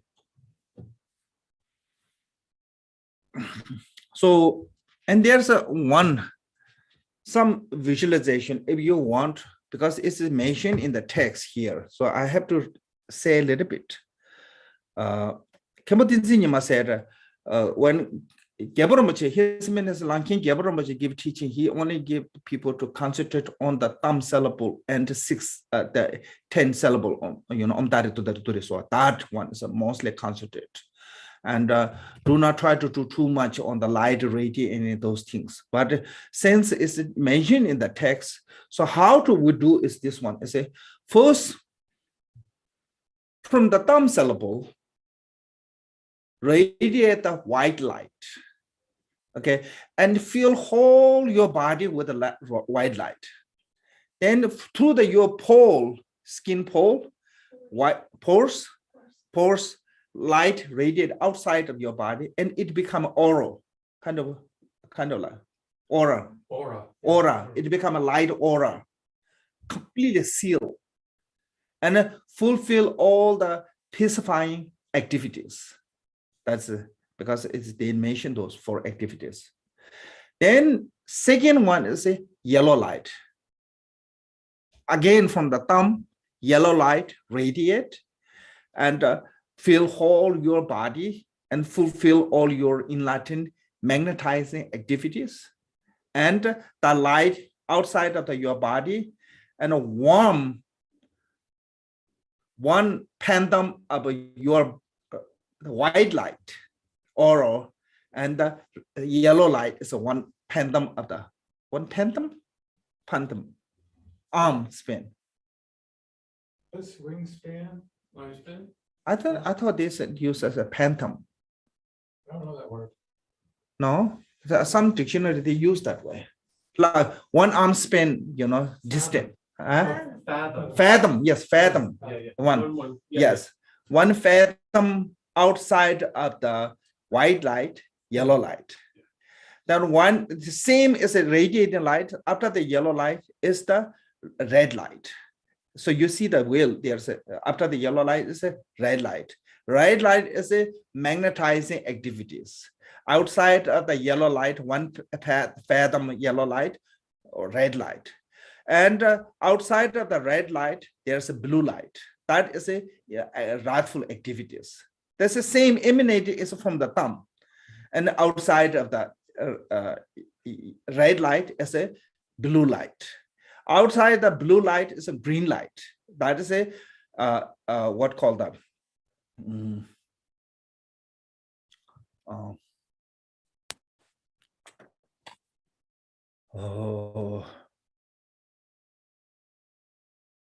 called all those four enlightened activity become stabilized from that green light. Then outside of the green light is called the dukkha. Like I think here they use. The word you use the smoky color? Yeah, smoky color, maroon. Yeah, maroon. So that one is it.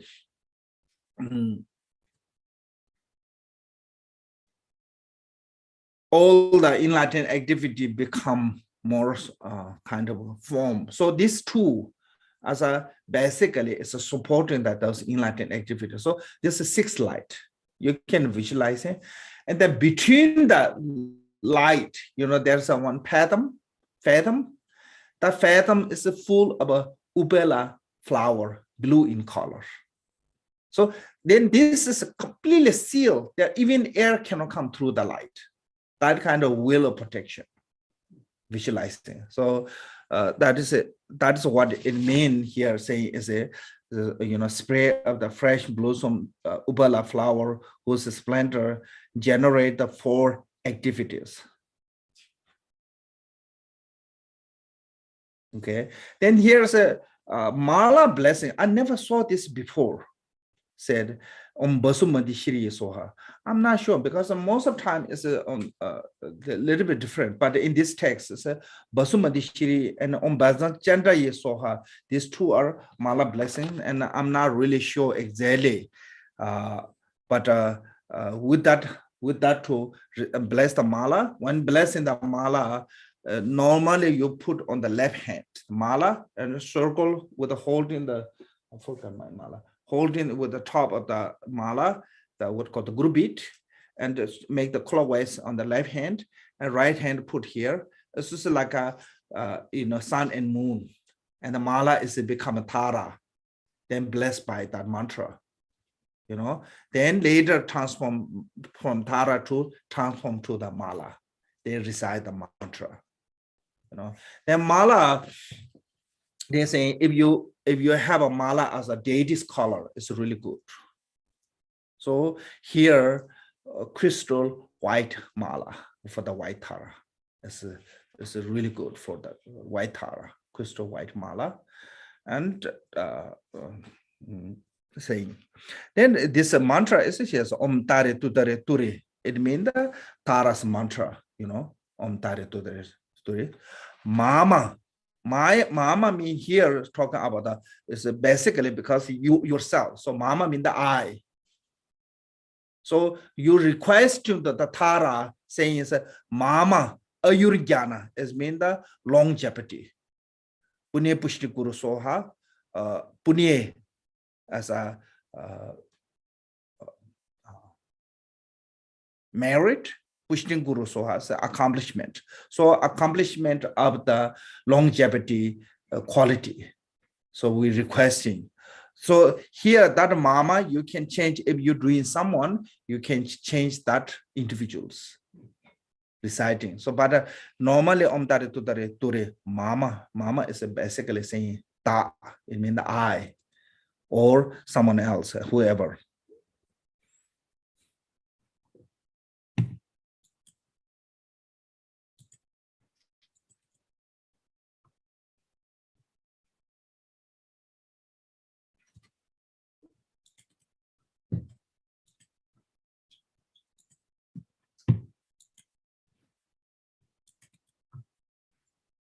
So this is the on the face Zoom. I showed this one.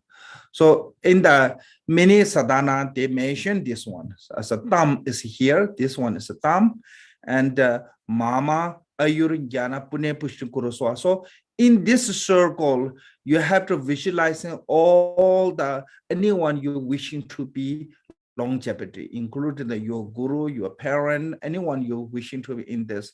So then the front is here. This is Om, and this is A. This is A here. Ha is the last. Then this is called the pipe. Om tare tu tare turi. Om tare tu tare turi swa. Yeah. Then this is a vowel. A e u. So clockwise, and the consonant is ka gangas counterclockwise. and then yedama yedama he did barbo he didn't the kenda da he want that they can you know the mashamana so and I put this Vajra because many sadhana said that outside of that is the Vajra surrounding by the Vajra. Many sadhana mentioned that one, including to the Lamkhen Rinpoche. He wrote one sadhana. In that also mentioned the Vajra wheel. So that way we added this Vajra wheel, which is then outside of there is a 6 colors: white, yellow, red, blue. These are for enlightened activities. Green as a kind of source of all the enlightened activities, because the green Tara manifests as a 4-color Tara. You know, white Tara, yellow Tara, yellow Tara, red Tara, and blue Tara, which is the 21 Tara. Then outside is called the maroon color. It's a dark maroon color. It's establishing all the enlightened activities. So this is this with a 5 color. So this will right now we visualizing this will in our heart center. We're meditating, but sometimes if you have a sense like you need a protection because of some kind of spirit or some kind of harmful coming, then what you do is visualizing this will as in the mandala, and yourself as the center is a thumb. Where's the thumb? You visualizing yourself in that center, then you visualize that will, so protected by that will. So that reason, because of this will, that way called the white wishful feeling chakra. Tara's name is Dogara Yishinkolo, Tibetan, white wishful feeling chakra. So this will mantra, everything's a white color. But when you are drawing, if you put the mantra and the will both are white color, what do you see? Nothing.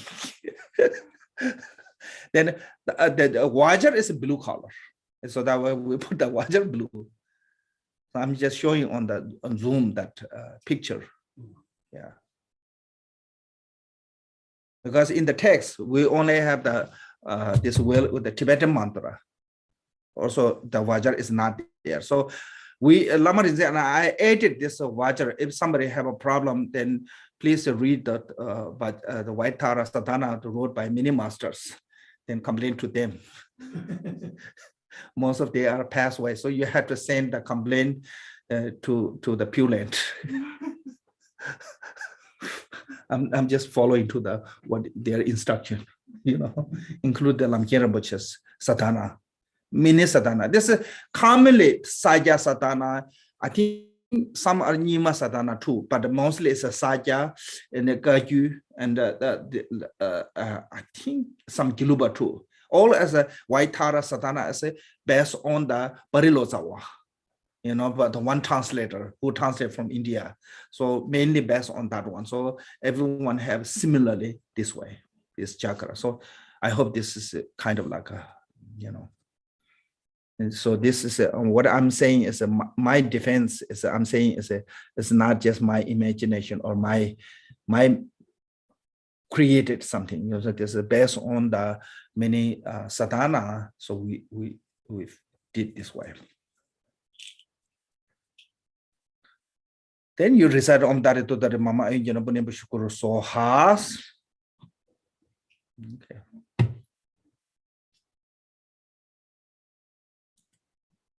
Okay.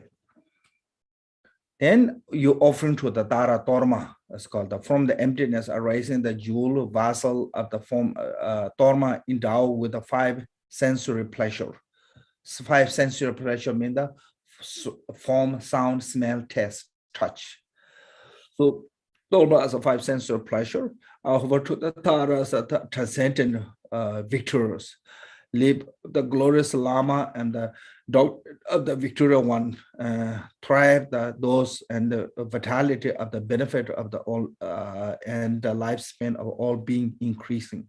So this is why we practicing is there's 2 reasons. One, as I said, live lives of the long life of the Lama and doctrine of the Victoria one mean the Dharma.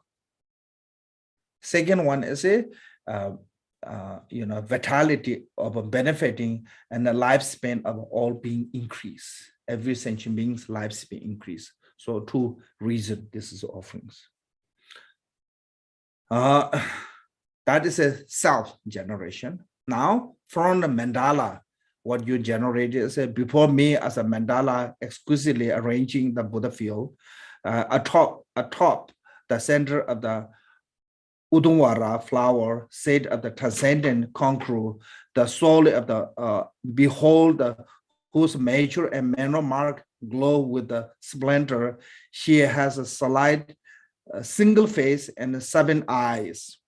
Her right hand in the mantra of the generosity, her left hand hold the ubala flower. She is adorned with a silken garment and precious jewel. So white Tara have 7 eyes. 3 eyes on the face, 1 on the forehead, 2, and 3 eyes in her palm, and 3 eyes on her 2 feet, and bottom of the 2 feet. Yeah. So 1 eye on the. yeah, I mean each eye on the bottom of the feet, not 3. So that was 7. Otherwise, it's become like 30 some. Yeah. Everyone 3. Okay. Symbol of the wisdom.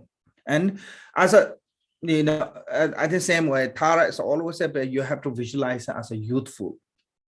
And this is what I heard when the first time in Tibet, the drawing or make a statue of the Tara, I think around the Pema Sambhava. And Pema Sambhava said, bring one of the most beautiful girl in Tibet. And according to the her beauty, and they draw the Tara. Ancient time, when a woman's face is round, it's said beauty like a moon face, beautiful. But now, if somebody said to your face is round, that means they criticize. So beauty change. Make sense? Yeah. So all time when you are fat, you are beautiful. Now you are skinny, you are beautiful. So I don't know what according to the I have to make the beauty as a whatever, but mostly is it says so when it come to the Tara first time drawing in Tibet. I think Pema Sambhava, I heard this one. I didn't see from any text, but I heard Pema Sambhava asked to the king Tsuntis and said, bring one most beautiful one, Tibetan girl, and based on her features and draw the Tara's image. They're saying like that. So that is the what is the beauty of Tara.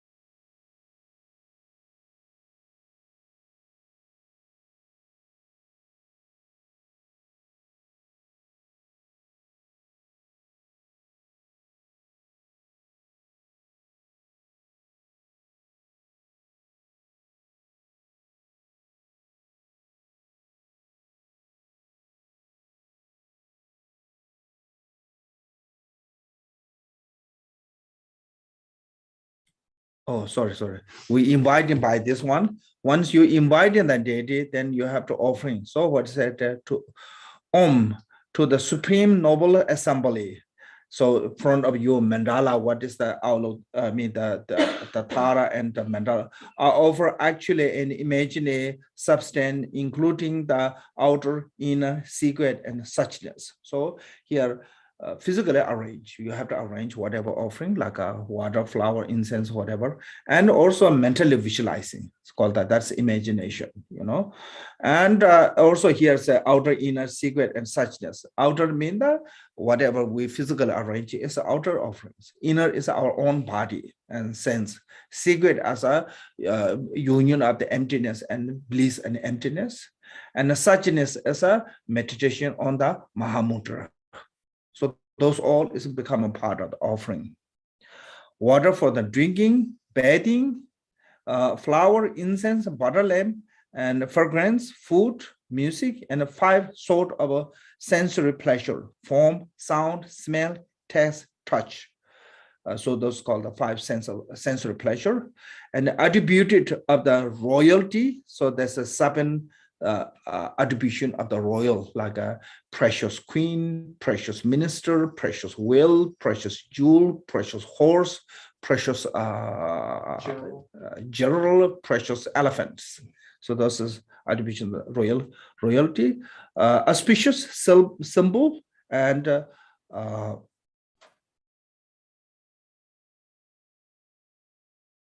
as a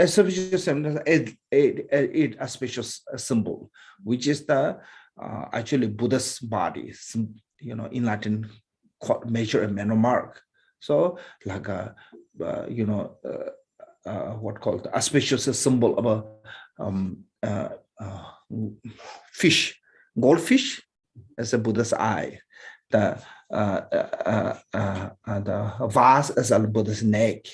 And I think Buddha's Ushnish as the umbrella, and Buddha's body as a Victorian banner, and things like that. All those as 8 auspicious as within the Buddha's body, as I call the in Latin, what called mark, major minor mark. So that way, auspiciousness. So, and prosperity. And glories of the God and human, all the good quality of the God and human. And Sambandhabhadras, the ocean of the offering cloud. So Sambandhabhadras, ocean of the offering cloud is the imagination one. So how do imagination of the Sambandhabhadras offering cloud is become? From the Sambandhabhadras, Buddha's heart radiate the 10 direction light. Each light top of the light, offering goddess. From the offering goddess, each goddess heart also radiate the 10 directions. That is a multiple for the many of them. Then the 10 directions count as a pure length, 10 direction, and each top of the light have an offering object. And they're offering for all the directions, completely filled like a cloud. When you see the clouding day, clouds look like fill all the space. Yeah. Similar way, completely pure length is filled with that offering. So that is what is mean the Sambandhabhadras offering of the cloud. And so Om Ayatara Sabaru. So Om Aryatara, Tare mean the Tara, Saparivar, Saparivar or Saparivar mean the all the retinue. Tara is the central figure of the principal deity, and she have all the retinue of the Buddha and Bodhisattva or the mandala. So Saparivar mean the all retinue, the offering. So this is a normal one. So only different is in here you have to do the circle of the lotus mantra is have to do the outside like this, outer, more like this is called the outer, because front of the mandala we're offering to the Tara. Okay, then Arkam as a conscious for the offering drinking water, Padim as a washing feet water, Pushpam as a flower, Tubam as an incense, Alokam as a candle, Genti as a perfume, Nudi as a food, and a Shabda or to do this whatever is the music. Then there's also there's a Rupa as a form, so like Miru, like this. Rupa most of the time we do like this, right hand. This is like Miru showing, Rupam. And Shabda as a music. And Gandhi as a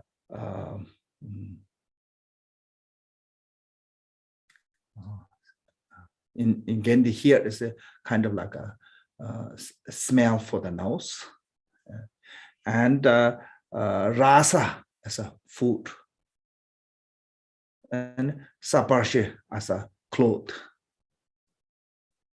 So rupa, shabda, gandhi, rasa, saparshes. So this is 5 sensual.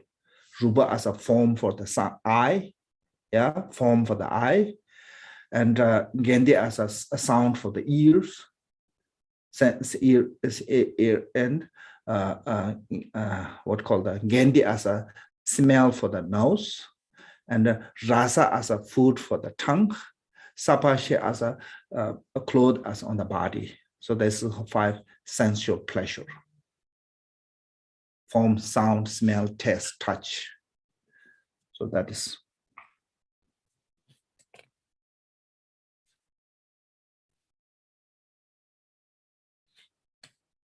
Radna Mangala Puja host offering of all those jewels. Then as a mandala offerings, said I'm mentally equal to Mount Meru, 4 continent and subcontinent with their surrounding, all with the divine realm of the 33-fold universe, ornamented by the Vairocana, all the things as a possessing, well as those who not be possession. I offer those to be transcendent and victorious.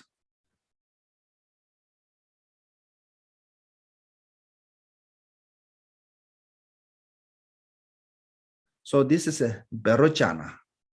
As a saying, is this whole 33-fold of universe is a appearing within the Buddha Vairocana's body. So this Sambhoga Kaya Buddha Vairocana is said Kula Shingan Tanji now Shingan Tanjila Kui Kyoba. It means that appearing all the 3,000-fold of universe within the Buddha Vairocana's body, and the Buddha Vairocana's body is providing all the 3,000-fold of universe. This is a one Nirmana Kaya feel, Buddha's feel. So that way, that's why it's called the Vairocana. Ornamented by the Vairocana is that one. Buddha Vairocana is a reason. By the virtue of my mentally offering of this Buddha field, ornamented by the Mount Meru and 4 continents and the sun and moon with the ground ornament of the fragrant water in the stream of the flower, and may all being delight to the pure realms.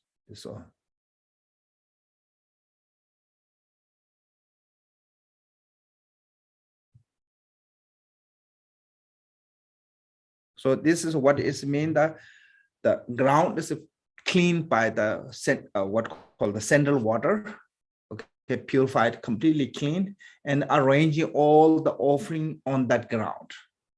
What offering you arrange as a Mount Meru, 4 continents, sun and moon, and all the wealth of the human and gods on that ground, pure ground, and offering too.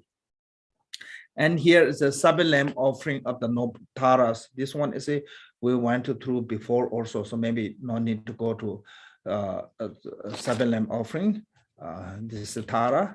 Then there's another Torma offering to the mandala of the Tara. So you can offering this Torma. So this Torma, normally you have to make something as a food. If you cannot make the torma, it's okay. Arranging biscuit or especially fruit is good, because some biscuit have also eggs, not so good. So fruit, I think fruit is really good, arranging fruit. Tibet, we don't have that much fruit, so we have to make everything samba. Chalk is samba, torma is samba. And then that's artificial, really nice looking, but lots of people cannot make that one. And also you don't have the samba.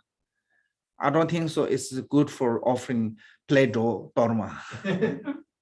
Because it's a food offering. I don't think so. If you cannot eat, how the deity can eat that one? So I think it's better to fresh fruit. Fruit is the best way to offering.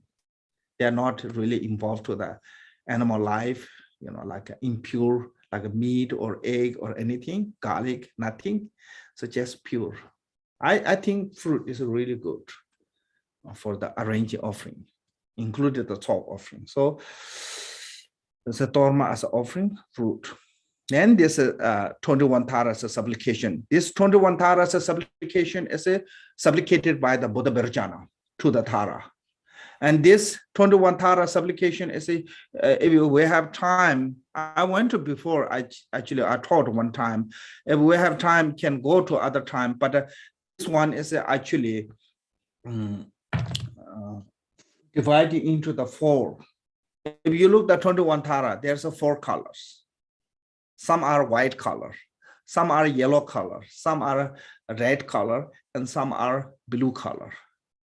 So this is showing as 4 enlightened activities. White as a pacifying activities, yellow as a increasing activities, red as a magnetizing activities, and blue as a wrathful activities. That is also showing as when you want to liberate sentient being, you need so many method and skill to liberate them. Not only one way you can liberate everyone, same way. Some need peacefully, some need wrathfully, some need for a little bit some gift, some need some kind of benefit. So there's a lots of different way to you can liberate sentient beings. So this is 4 enlightened activities, 4 way to liberate sentient being with the enlightened activity as well. Make sense? So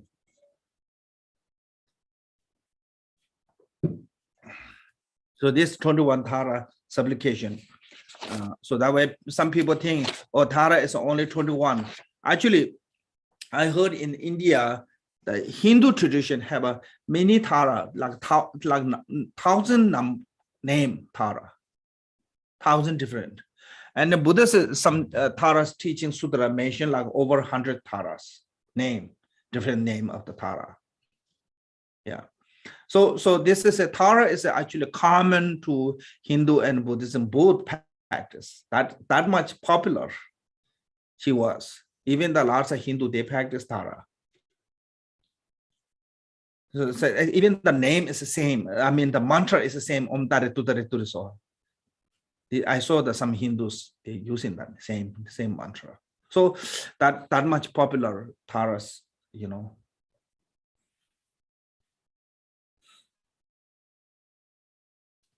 And also this 21 supplication is sometimes called the root mantra. You look the end of the page 22 said, this the root mantra prays the 21 harmony of the homage. So root mantra, lots of Vajrayana, if you see the root mantra, most of root mantra is related to the praise. Sanskrit white praise or Tibetan white praise or English white praise. So all the praise is lots of time using as a root mantra. So the entire really essence mantra is Om Tare Tutare Turisoha. Yeah. Then there's called the activity mantras, different type of mantra. Each Tara have different mantra. But all their essence mantra is Om Tare Tutare Turisoha, including white Tara. So some mentioning, even the white Tara, just recite the Om Tare Tutare Turisoha. Because Om Tare Tutare Turisoha mantra is called the approaching mantra. You become closer to the Tara, yeah? Approaching and accomplishing. Then Mama Ayur Gyana Pune Pushti Gurasoha, that is called the performing that mantra. Make sense? So performing the enlightened activity of the peaceful or longevity. So only you can perform if you accomplishing something. If you don't accomplishing, you cannot perform. So certain Tara, actually white Tara Sadhana only said, just recite the Om Tare Tutare Turisoha. So that way in this actually will also, actually Tara mantra is Om Tare Tutare Turisoha.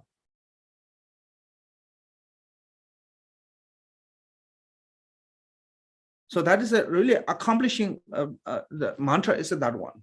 Then, but nowadays, everyone using this Om Tare Tudare Ture Mama Aijan Puni Pushi Guru Soha as a white Tara mantra.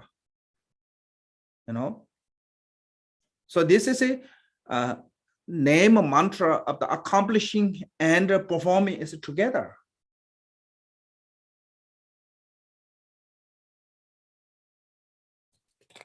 So that is a essence mantra, but this press is a 21 Taras. Then he said, noble Ayatara, with the compassion of the myself and transcendent being, you purify the obscuration. So we have perfectly true accumulation, whereby lifetime and pacifying the disturbance arising from an 8 and 10 fears. There's a like different. Having attained the merit of the Dharma teaching and the wealth of pro-liberate, may all beings be rescued from the danger of the achieve your enlightened state.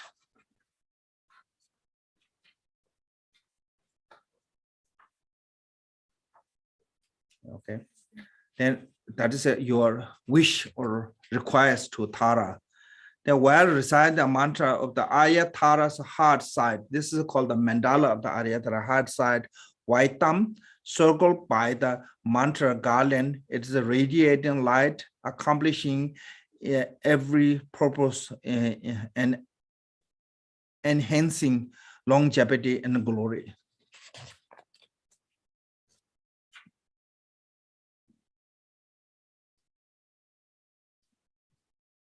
So then Mama Soha. The mantra is same. And this one is called the 7 verse supplicated Tara's protector. And I wrote one commentary on this, but today we don't have time to read. So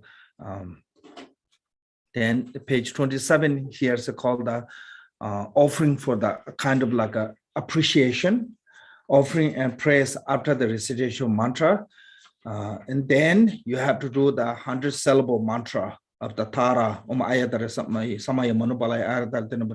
So this is a confessing through the practice. If we have done a mistake, we have to purify that one by the 100 syllable, you know. So what is a mistake? It's a saying, it's a since you have produced a repeated mistake arising from my differential, deficiencies, lack of the attainment of my own foolishness, and accordingly, and certain that you will destroy the sacred CDs.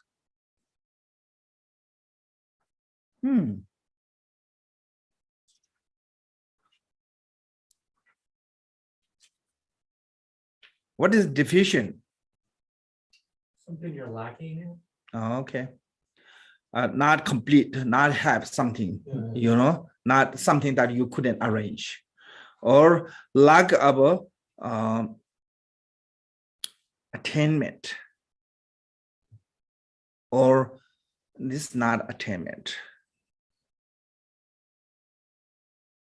or not, this is not sort of the lack of not prepare something not, you know. And because of that, your deluded mind make mistakes. So sometimes you practice, something is missing, something is not complete, and something is because of the ignorance not done. So whatever their mistake without knowing. Of course, if we did something with knowingly, it's easier to confess because we know what we have done. So, so this is why is it necessary to be confessing something that we have done wrong? Is if we have done something wrong with knowingly, you don't have to worry that much, because sooner or later you will confess that one, because you know that you have done. But when we have something done without knowingly, that is in long term it become a more negative way, because we don't have sense of guilt.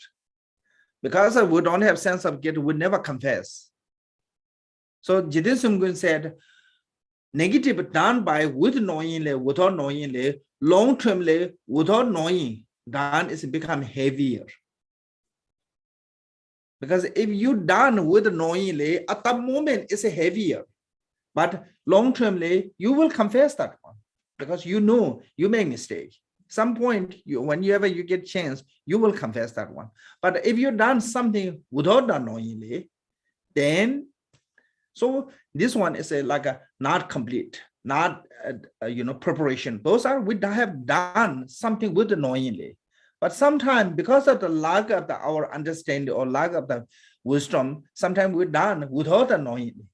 Make sense? So those both have to confess with knowingly, without the knowing.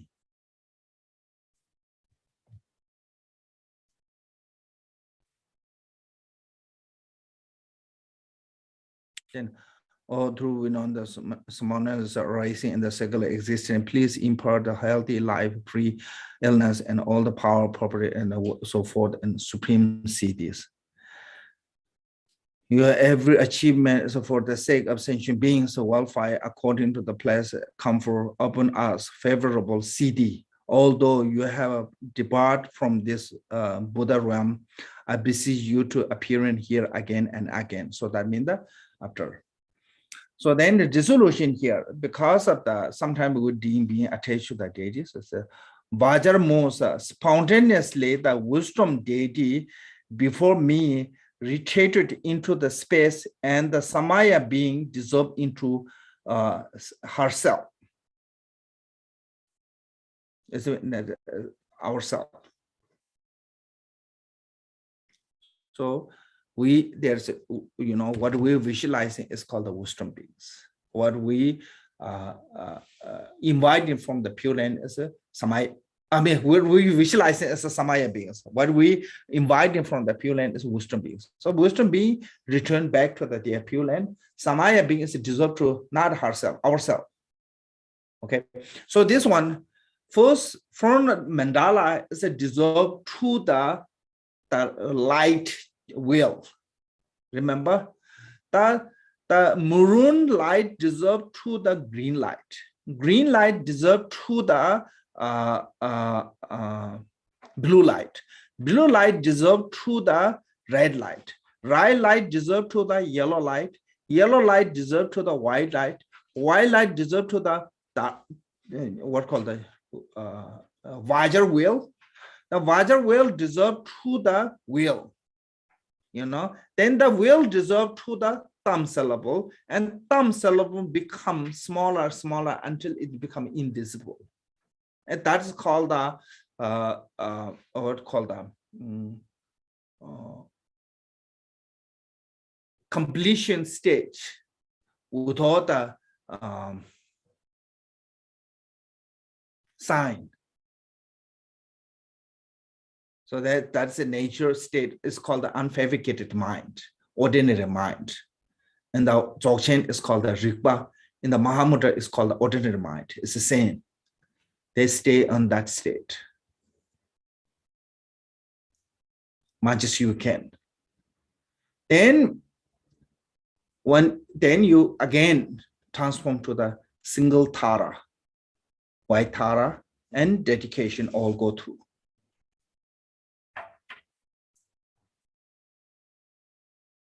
Then whole day life, you maintain mindfulness of I am Tara. Make sense? So with this, then that way it helpful you to that one way is always be kind of like a deity yoga, and two ways also protect ourselves making some mistake. Make sense? So then perform the daily activity with that. That's the conclusion.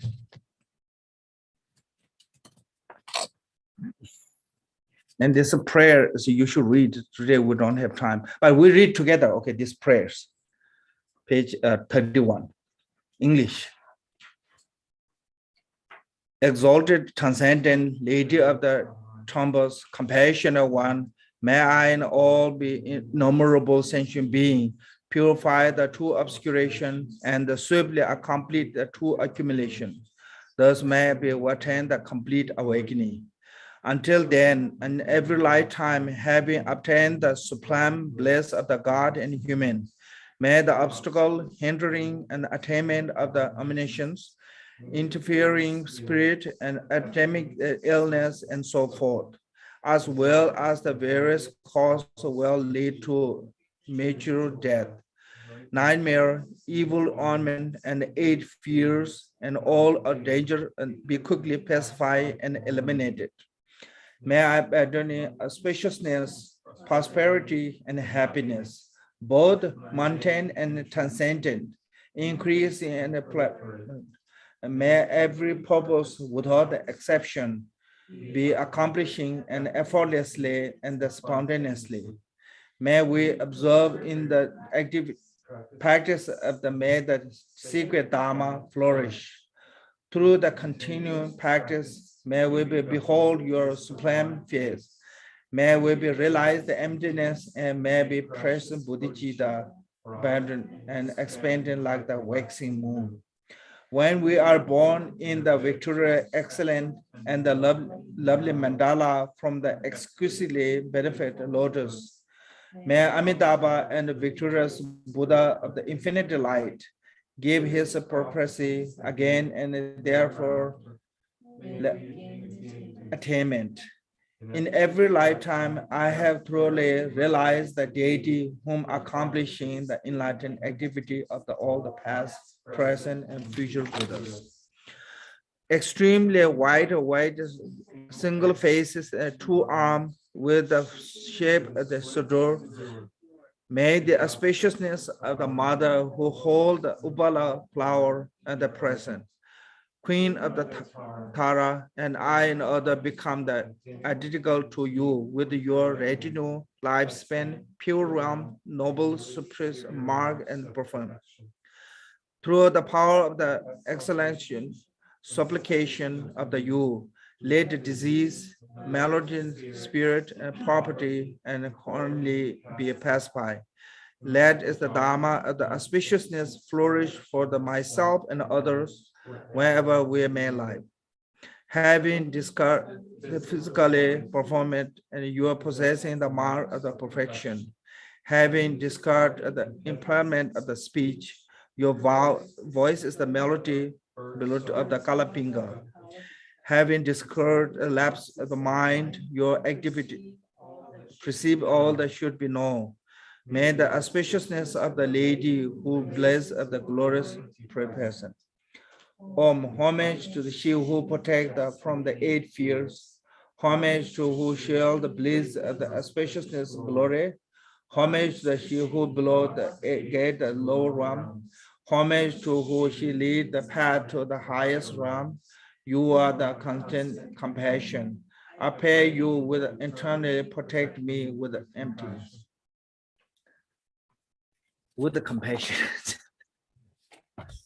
Okay. That is what it is. Thank you.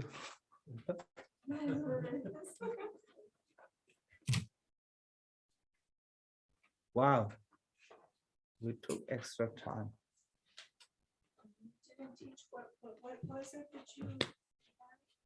Huh? Supplication. Tara's 7 verse of supplication. If you want, you just read the book I wrote. It's a great book. Huh? This is good. Are you gonna do that for your next teaching then? We'll see. With Orman and Maya? Yeah. If life give the permission. Is that book going to be printed again? I hope so. But first I want to work on the